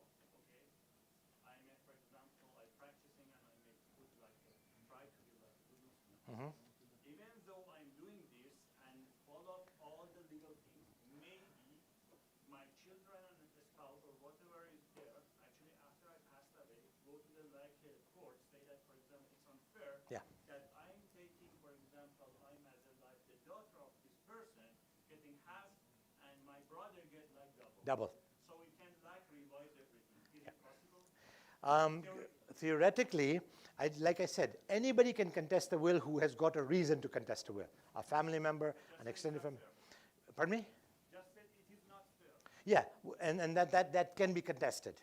And so when I come to the explanation of the share between the son and the daughter, I'm just going to explain that in a minute, okay? And so they can contest it. That why am I only getting half of what my brother gets? This is not fair. They can contest it. If they do that, it will go to the courts. It can become messy. It will take a lot of time for the courts to decide. Because those of you who are aware, Shed, correct me if I'm wrong, please, Sister Shed, if there's something called the family courts, which often have to make decisions like that on wills and inheritance issues, if it does go to them. And again, they have waiting lists. It can be messy. It can be very lengthy, if I'm not mistaken. And they can override it. They can override it, yes. They have the right, a judge has the right to override any will and any, like I said, this is why I came back to the original point. If any part of the will is contested and it does go to a judge, the judge supersedes not only the lawyer, but also the wasi in Ontario and most of Canada as well. It makes so complex here because, for example, if you are in a country like Iran, you just actually Yeah. just like determine what's the resolution for your debt and just that 30% that you are obligated to actually do according to your own Yes, part. I'm coming. The rest Uh-huh. will be automatically without anything. Yes. Without any challenge. And here the main challenge is that even though you follow that like this rule and you actually be like a perfect in like as a lawyer everything, it can be like go to the court and like a dispute among your inheritance. Right. And so coming back to just to explain for our online viewers that if there is, for example, somebody who contests it, yes, the judge has the right to override it. And I have come across a case like this where a daughter has contested that why did my brother get double? Why did I only get half? I also have expenses. I also have this. I also looked after my father. And so I'm going to just explain that now as long as we are clear with so far what we have. Everybody's okay to move to the next step? Because I only have about 12 minutes left. Our food was supposed to be here. You said, Yusuf, is it here? Oh, it is here. Oh, okay, mashallah. I'm sorry. Sorry? That's enough. We haven't even got to the meat yet. We've just had the bread. The burger is coming. We are getting to the guide.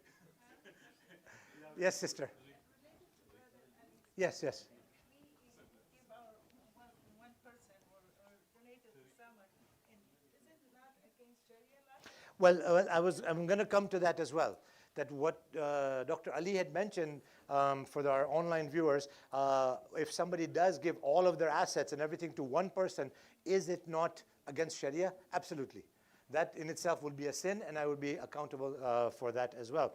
Now, like I said, we need to get in these next 11 minutes, I will explain, because like I said, from the Shari'i point of view, if you read Surah Nisa, verse 11 and 12, everything else is very clear. But what Dr. Ali just alluded to is what I was going to say right here that I put with blue.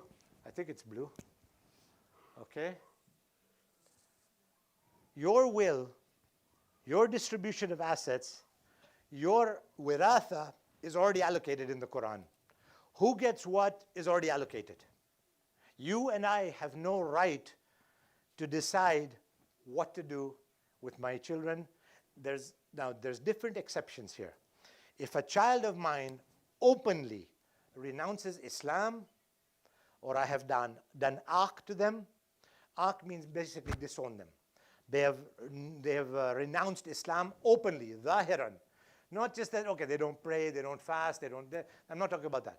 Somebody who openly says, I am not a Muslim, I don't believe in Islam, or the parent has been bothered so much by them that they do aq, disown them. These are exceptions, okay? That is the only case in which a child would not inherit. There was one time I was living in a different province, and somebody asked me a question, that this person, X in my family, he drinks, he gambles, he does this and that, does he still inherit from his mother? I actually had taken this to the office of Ayatollah Abul Qasim al-Khui, Allah Makam, when he was still alive. And I said, this was a bit of a dilemma for me. What happens? He says, yes, he still inherits. If he has not openly renounced Islam, he was not aqed by his mother, he still inherits. Even though he drinks, he gambles, he does this and that, haram, that is between him and Allah. So just keep that in mind, that there are only very limited situations in which a child would not inherit from you. Okay? Having said that, as I said, the verses 11 and 12 from Surah Nisa specify about this double share for the son and single share for the daughter, how much the wife gets, if in the event that the wife dies, how much the husband gets. Everything is there. But having said all of that, there is one, I can say, consolation. Okay? In your will, okay?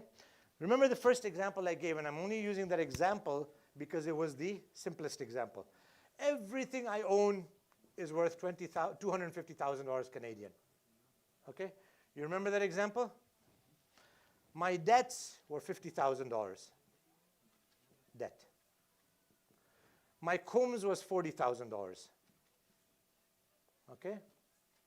I hadn't paid khums, so I had to take and my funeral expenses were $10,000. I'm just giving a very simple example. Okay? Mathematics, come on, who's a mathematician here?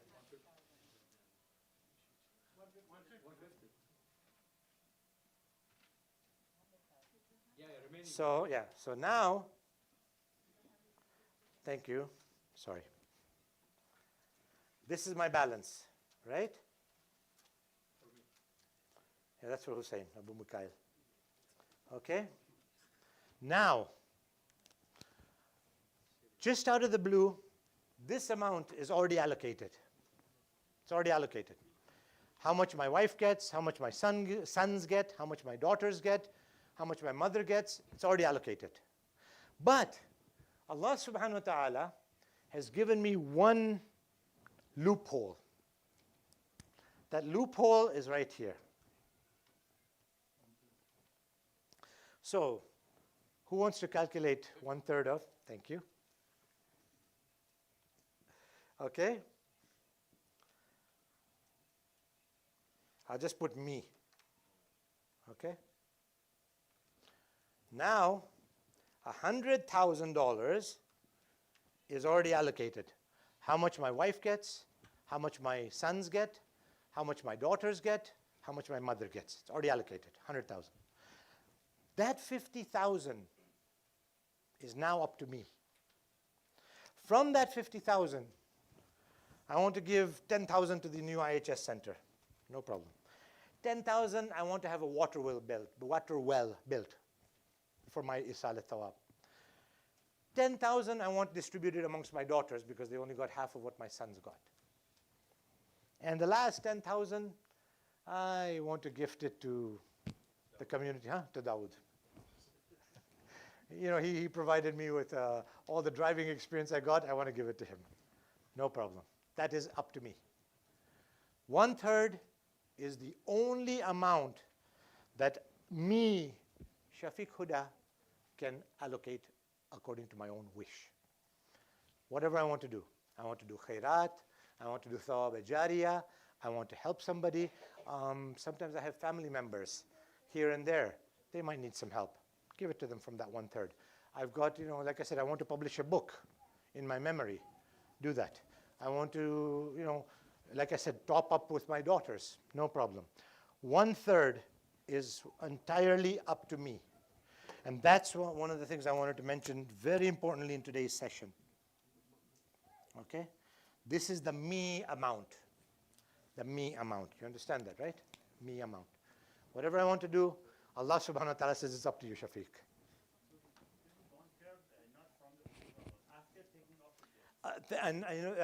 The question for our online viewers is the 1/3 is after the debts are done. That is something that is very important to remember because, again, coming back to Brother Murtaza's point about some of my experiences, a lot of times, my sisters and brothers, people have tried to do the 1/3 from this amount. And all I can say is no, no, no, no. Sorry? Yeah, well, no. The people said 1/3 from the original amount. When they remember I told you to make a whole list of everything I have. Huh? All my assets are together, but I didn't take the liabilities out. No. You have to take everything out. The debts that I have. Is anybody not clear? Yes, sister. The home says paid that 40,000 or that 20% will go on the balance. Correct. No. So the khums is considered as a debt. Yeah, but if it's paid, Oh, if it's, yeah. we have paid already. No, then that, yeah. Everybody is clear on that? That if somebody had been paying khums, had been paying their zakat and everything, then this is redundant. So the balance will be 190, it's 150 to 190, correct, yeah. So if the person has been paying their khums, I took the scenario of somebody not paying khums. Sorry, I should have clarified that. Sorry. The original, by default, has no khums. That's right. So when I was mentioning it, this original amount, I didn't pay khums. I haven't taken my funeral expense out. I haven't paid my debt to Kifayat Bhai, Brother Kifayat, and I was giving that scenario. So I've not paid anything off. I've got everything I own is worth $250,000. That is the scenario I was talking about. What I told you at the very beginning. No, I mean, if you receive some money as theirs here, as an inheritance here, so you are not obligated to pay khums on that, correct? If you get, For example, you get 1,000, for example, $10,000 Yeah. from, for example, from your father. yeah, inheritance. So it's not obligated to have something like khums on that. Now, it depends on what that $10,000 was for. If, let's say, for example, my father gifted me $10,000. No, after he actually passed. Oh, then that's, yeah, inheritance is fine. Wirathat is not khumsable. Yes, sir.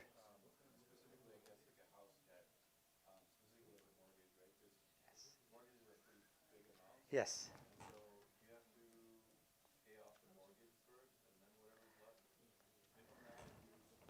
Ahsan. Okay. So the question that Brother Mudassir is asking is, what about if you have a mortgage? Does the mortgage come out from there, or is it the amounts that we're talking about with the mortgage on the side? because a mortgage is considered a long-term liability, a long-term debt, and you, like I said, usually the spouse or the surviving spouse would get access to the house, that is when then the mortgage would not be taken out from that unless the wife wishes to do that. And the surviving spouse, I shouldn't say the wife, but the surviving spouse wishes to do that. So because the mortgage is a long-term ongoing liability, the payments and everything are made on a partial basis. Let's say there's still 10 years left or 12 years left on the mortgage, then that would not be considered into this equation. Thank you. Follow up, yes.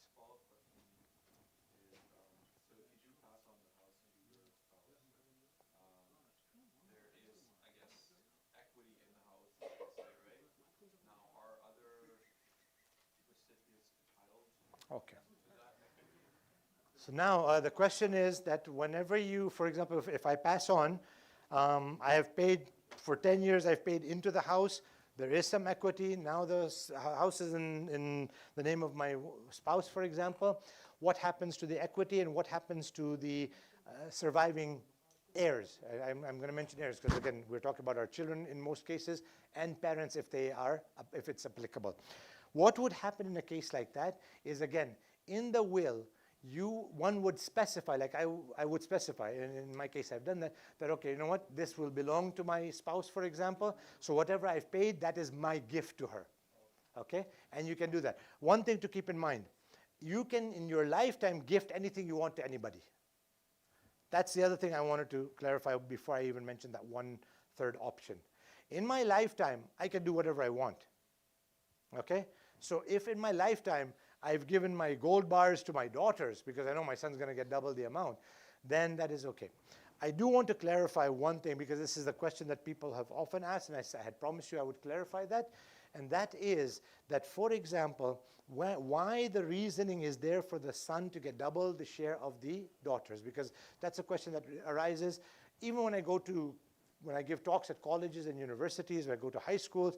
That's the first major wills and inheritance question they ask.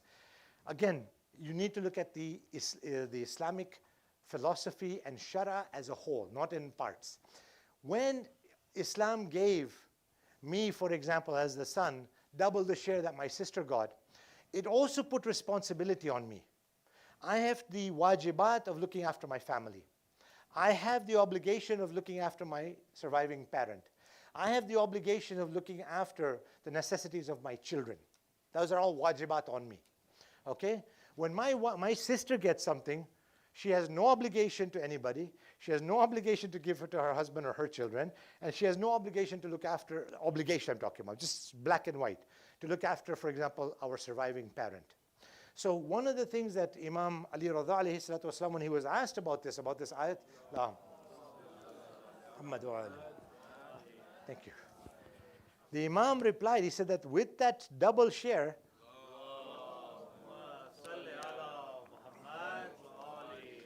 there are a lot of responsibilities that go. When a daughter gets her 50%, she has no obligation. There is a very interesting thing that I also feel obliged to share because I do this even with non-Muslims. I said that when you look at the Bible, the biblical mention, and the books of the Old Testament and the books of the New Testament, and I have references which I brought with me. Women in the original Bible, the Old Testament, the Torah, and in the New Testament, the Injil, inherit 0. In the 1800s, 1700s and 1800s, in the civilized world, Europe, especially England, I don't even want to talk about the fact that they didn't have showers or bathrooms, toilets, okay? I don't want to mention that. Women were still being debated as having a soul or not. Do they exist or not? Okay? So 1400 years ago, Islam came out with a concept that, okay, you know what? Women will inherit, number one, from their parents and from their spouses and what have you. And the other thing that Islam did, which was not common, was that women themselves were an inheritance. So for example, if a father passed away, the eldest son would actually inherit the wife. So it could be his mother, it could be his stepmother, it could be a foster mother, whatever the case may be. They women became inherited. If there was no son, then the brother would inherit that wife. So you can imagine that the women themselves were an inheritance pre-Islamic era. So when Islam came to give them inheritance, that they inherit from their parents or their husbands, this was a radical concept that was very new to the world there, to the Islamic world or the Arabian Peninsula. And when Islam spread to Andalusia, to Spain and the Asian areas, present-day Iran and what is now India, it was something that was, I mean, I'm sure that you still read about.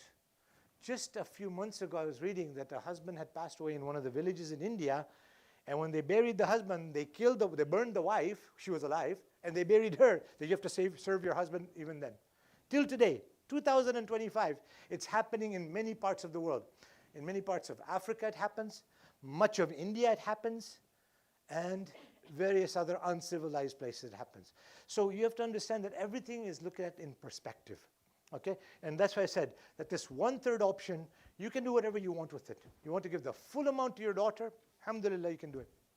You want to divide it amongst your daughters, you can do it. The other thing that I want to clarify just before I serve you dinner, inshallah, is the fact that, and I get asked this oftentimes, oh, you know, and it's happened to a lot of people every few weeks I go through this.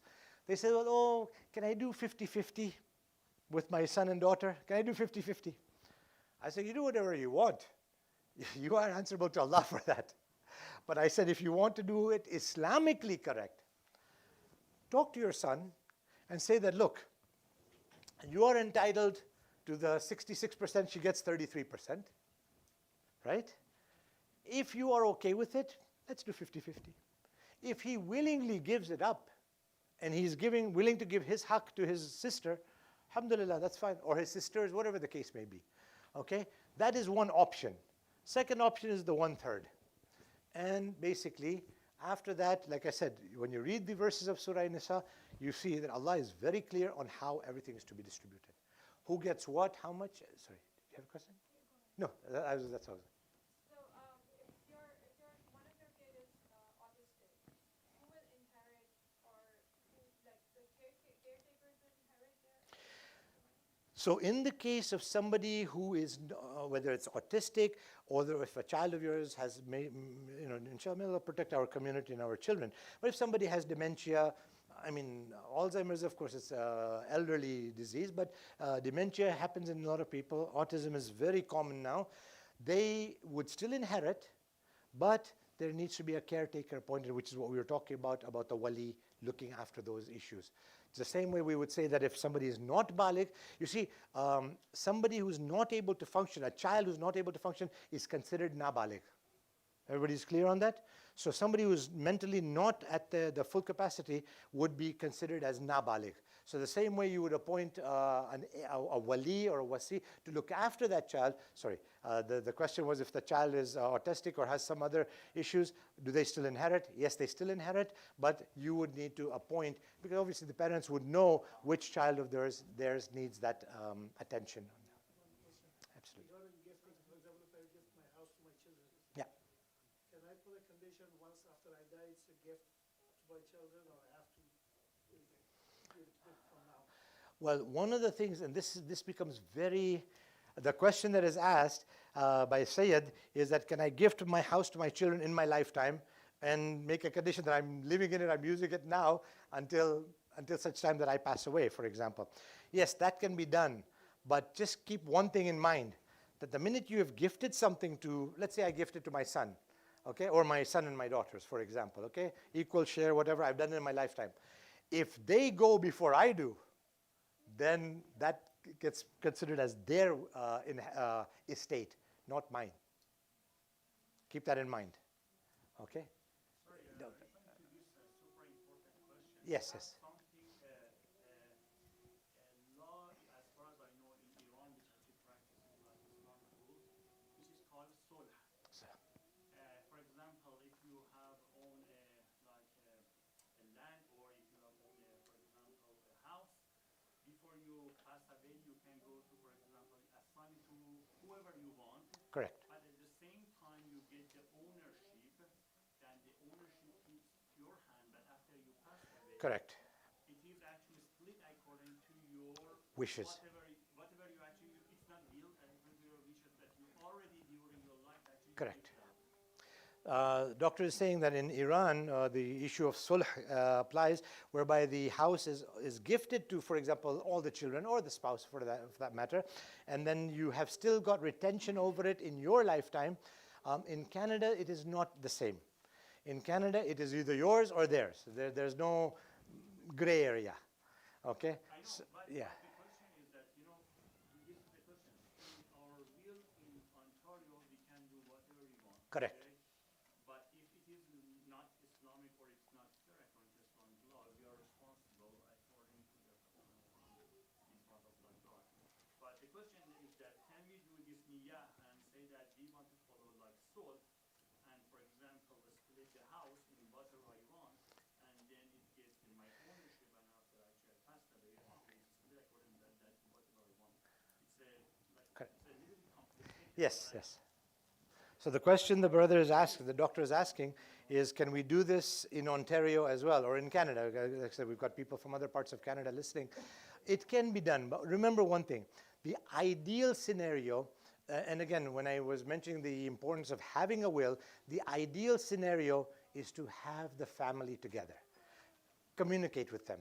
Talk to them, at least those who are the baligh children that you may have, and your spouse especially. So when you have that conversation, when you're, everybody's on the same page, then all of that can work even in Ontario, even in Canada. And that's what my recommendation or suggestion would be. Because what Sayed was asking about, gifting it, and then, me living in it for now, if, God forbid, my son's fuse blows, and he says, Baba, this is my house, get out, you're stuck. And that's why it's very cautious. Yes, sister. I know people who do not write will, but they say it verbally to somebody. So what will be the ruling on that? Somebody don't write their will, they say it verbally. I'll tell you the legal opinion, because again, I've investigated this very deeply as well. It's still valid. The problem, a verbal will is still valid. It is legally acceptable. However, how will one remember that I heard my dad say this correctly? Number two, the chances of somebody contesting it are much higher, again in the family itself. My son said, no, Dada didn't mean this, he meant this. He didn't, he said this, but he meant this. There's a lot of issues. Like I said, legally it is binding. We in fact, with Abu Mikhail, I was just talking about that when we were driving back from a funeral. It is legally binding, but then you're relying on memory. He said this, but maybe he meant this. He said that, but maybe he meant this. I don't mean to cut the issue short. I just don't want the food to get cold. So I will ask my youngsters to please serve the food now, and I can still entertain questions while it's there. Are there any sisters on the other side that might? No? Okay. Can I have the youngsters help me? Thank you, my dear Sayyids. If you can just help me serve the food. We have an option between chicken and rice or beef and rice. Whatever you want. Musabbiha, if you can hear me, can you please pass the juices on this side? Can we continue for that? Absolutely. This is your time, and that's why I don't want to rush you. I just don't want the food to get cold. So anybody who has questions now, what I'm going to do as well, which what I had promised, was I'm going to pass this booklet out. Like I said, the IHS did pay for it. If you want to make a donation, if you're able to, we would appreciate it. If you don't, then I'm not going to hold anybody to that. Abu Ali, can you pass this to the ladies, please? This will give you an idea of the graphs that I was talking about, the charts.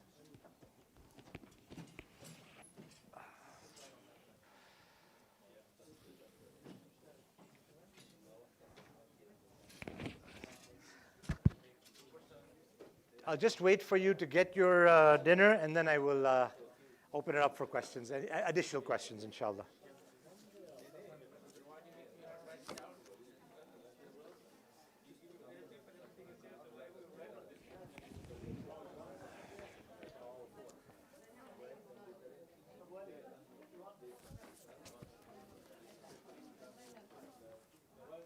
Thank you, Sayyid. Just check if they got it. I think I passed. Okay, thank you, Sayyid.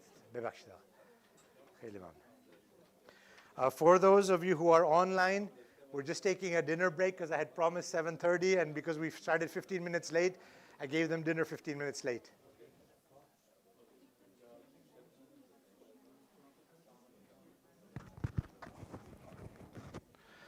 Musabbiha or Musaddaqa, if any of you can hear me, please bring the iced tea from the freezer. Just keep it by the gents' curtain, please. If you can hear me, please bring the iced tea from the freezer to the gents' area. Thank you.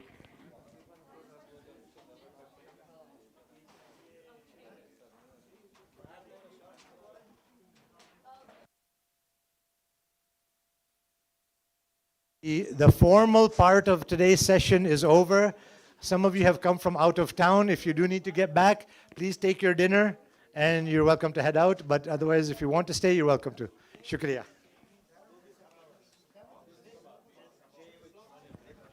Those of you who are online with us, just bear with us for about 10 minutes in case if there's any other questions. We are now serving dinner, so please feel free to have your midnight snack.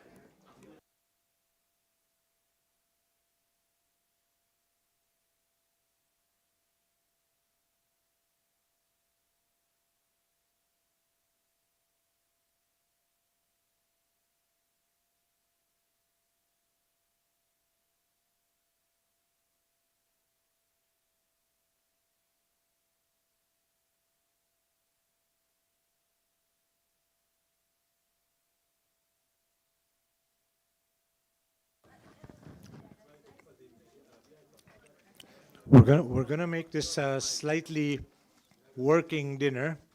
Number one, please take whatever you have got left in your container with you home, inshallah, if there is. I do believe we may have some extras, so if you want to take anything extra and you wish to donate, you're welcome to do that as well, inshallah. But please do not leave anything lying around. That would be really appreciated. Thank you so much. What I have done, like I said, a slightly working dinner. I've taken page 16 with a simple scenario. If a husband passes away, there is one son, one daughter.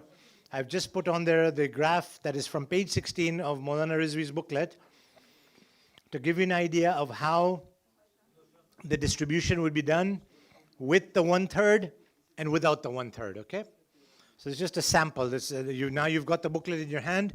You can see most of the situations that apply in our lives are already in the booklet there, inshallah. Thank you. And once again, sincere thank you and appreciation to all of you for attending today.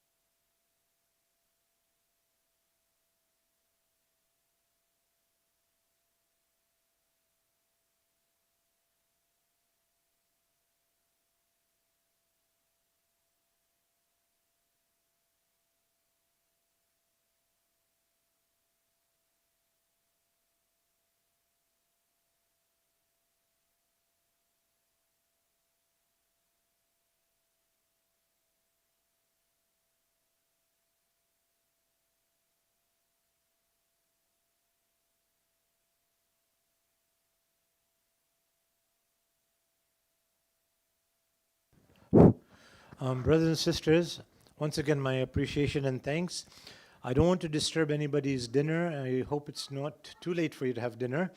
But I also just wanted to say if there's any other questions, of a general nature. Like I said, that specifics. I've given you the graphs. If you have anything specific, you can check it in your in the booklet that you have.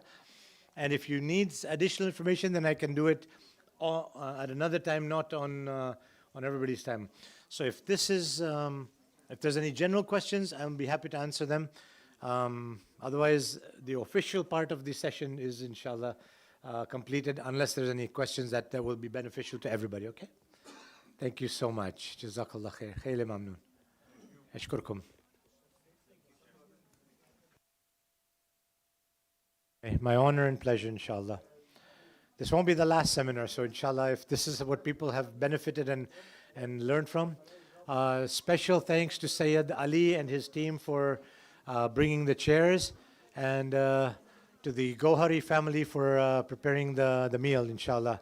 Brother Noor specifically for helping us out today, inshallah.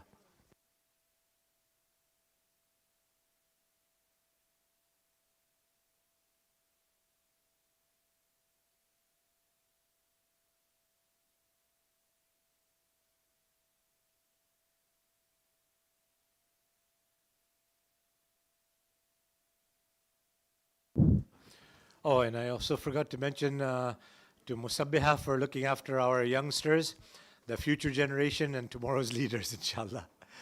Thank you all for all your participation and help. May Allah bless you all and keep you all safe.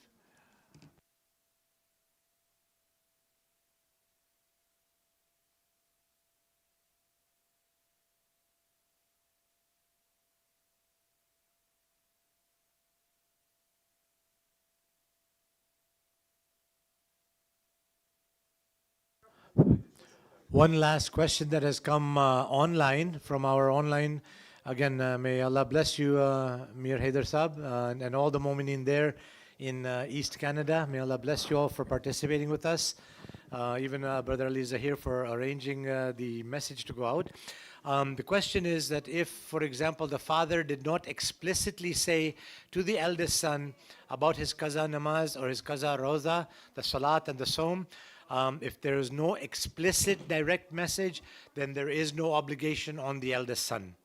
So just want to clarify that. So if the father did not leave aside any explicit, yani very clearly, not in passing, not maybe this, that, but very clearly that, look, beta, I've got 10 years or I've got 5 years of qaza namaz, you will have to look after that. Or even if you just say, okay, I've got 5 years of qaza, he always has to understand that it is his responsibility anyways. Another question that had arisen, because this has been the case for a number of people as well. For example, your eldest son passes away. Now you've got another son who is now the elder son, but he was not the eldest. There is no wajibat on him.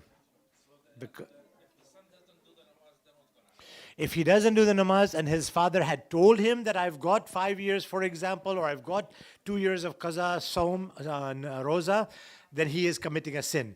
Because it is a wajibat on him just like his own namaz. Yes, the father will be accountable for his own namaz. And his, well, exactly. Or ideally, he should have allocated somebody or some money for his qaza namaz from that 1/3. But if he told the son, then the son it's wajib on him. Plus, he doesn't have to do it himself. He can ijara, he can pay somebody to do that. Well, then you're in a double whammy. Both. Okay, thank you for the questions. MashaAllah, I am really impressed with the level and number of questions. Alhamdulillah, we went a little bit over, so I do ask your forgiveness. But I think the questions are the most effective way of us learning. And like I said, the graphs will give you your own ideal situation, like your own specific situation, inshallah, okay? Question about the gift that I said. Yes. Like, as I said, like, I want to give my house, and then later I change my mind before I die. Is it possible? Is it okay? Is it Islamic rule? Or it has to go to, well, like... One of the, okay, the Sayyid is asking, okay, let's say I gifted my house to my, just as an example, my children or my spouse in my lifetime, and some years later, for whatever reason, I decide to ungift it. From the legal point of view, you can do, there's no problem, there's no issue. It's still considered as your gift. From a shar'an point of view, There is a hadith of the Holy Prophet that says it's like vomiting and then swallowing your own vomit. So it's not allowed from the Shari'i point of view. So that's why when you gift somebody, it is an unconditional gift. Canadian law has got certain allocations that, for example, things might change. Like I said, the exception to that would be if somebody did Aq or if somebody renounced Islam that you had gifted it to. That is the exception. In those cases, you can get the gift back. But under normal circumstances, no. Once you've gifted it, it's theirs. Thank you.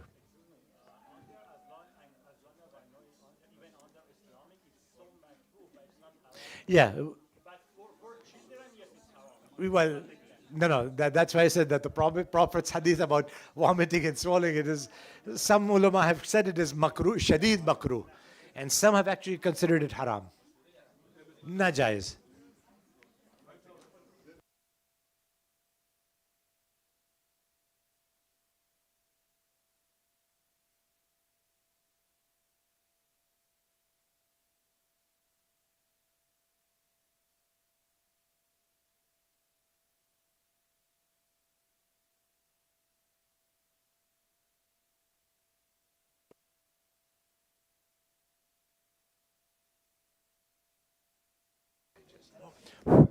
Momineen, there is a number of extra chicken and beef left over. If you're able to, if you wish to make a donation to the IHS, that would be appreciated. It helps us cover our costs. The seminar was free, and even the printing, we did this as our courtesy. But please do not, make sure whatever is taken. So we don't want anything to be asraf here, inshallah. Thank you so much, all of you.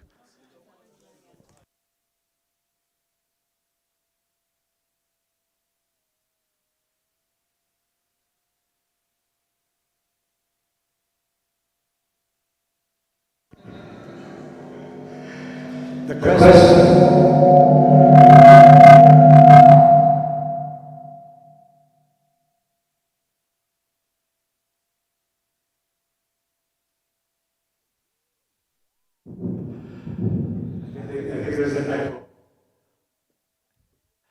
I think somebody's trying to be a bit playful over there. Eh? Anyways, the question that is asked, what if you put all your debts in your spouse's name or your children's name? Of course, that would be unethical and as a result, un-Islamic. So, no, in ahsantum ahsantum li anfusikum, your own responsibility is your responsibility. So, inshallah, that should hopefully answer that. Don't give me any of your debts, Brother Dawood. I still want your inheritance, Brother Dawood.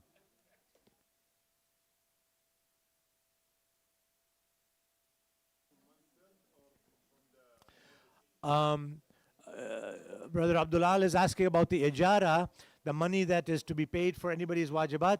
For example, if it is for somebody, if a son has got the wajibat, then he must pay from his own amount. Okay? The only time the father's 1/3 can be paid in ijara is, for example, Hajj or any other khairat. But the wajibat is on the eldest son. But if, like, again, a question is that if, for example, somebody doesn't have any sons and he only has daughters, then from his 1/3 he can make his wajib salah or his saum. Thank you, Brother Abdullah. Yes, please.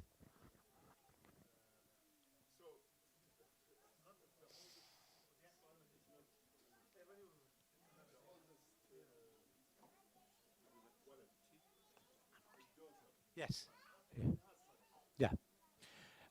Again, the question is if he has a number of daughters and then a son is the youngest child, but he is still the eldest son. So remember the wording in the fiqh point of view, the eldest son. So even if you've got 5 daughters and then you have a son after that, he is still the eldest son. Wajib on him. Doesn't matter how many daughters. Even after you have 6 daughters, you have a son. That son, it's wajib on him. Eldest son. Doesn't matter about his age. Jazakallah khair. Yeah, of course. The wajibat become obligatory when he becomes bulugh, but he has to know that that is his responsibility. As long as the father did mention that I have this many years of qaza salat and qaza saum, namaz and roza. Dr. Ali.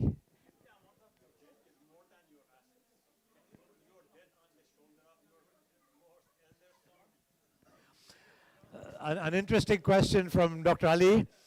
If your debts are higher than your total value of assets, well, you cannot put that on your son. That is not allowed. Again, in ahsantum ahsantum li anfusikum, whatever is your wajibat or obligation is yours.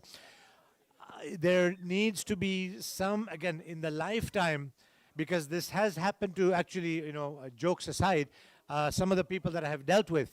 And so what we've had to do is to work out some sort of a mechanism where they have to try and either talk to their family and say that, look, this is the literal scenario. Some people have a life insurance policy, for example. Some people have other individuals that may help them out, but those need to be done in our lifetime. Like I said, I keep reminding myself and the Mu'mineen here, in our lifetime, we have to envisage, we have to envision what will happen after I die. So if I know that my debts are more than what my assets are, I have to think about that from now, doctor.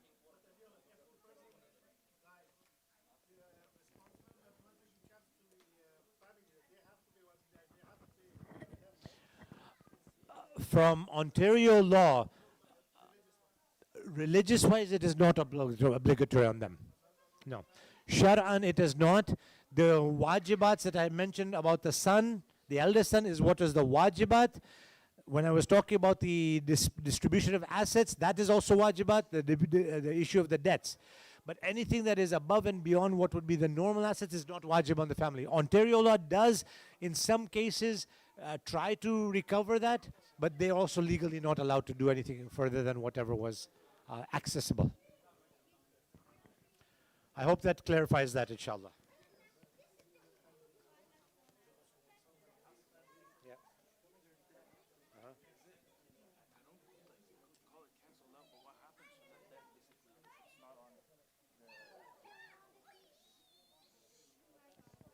One is the accountability that they have to Allah, because Allah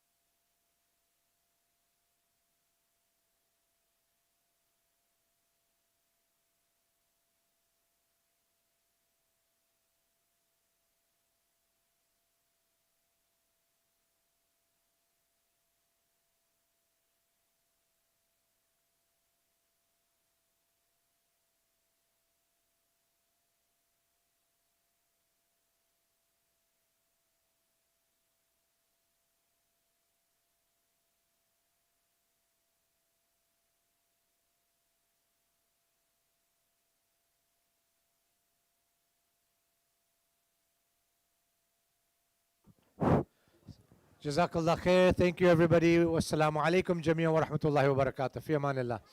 We'll just recite the dua of Imam Sahib al-Amr all together, inshallah.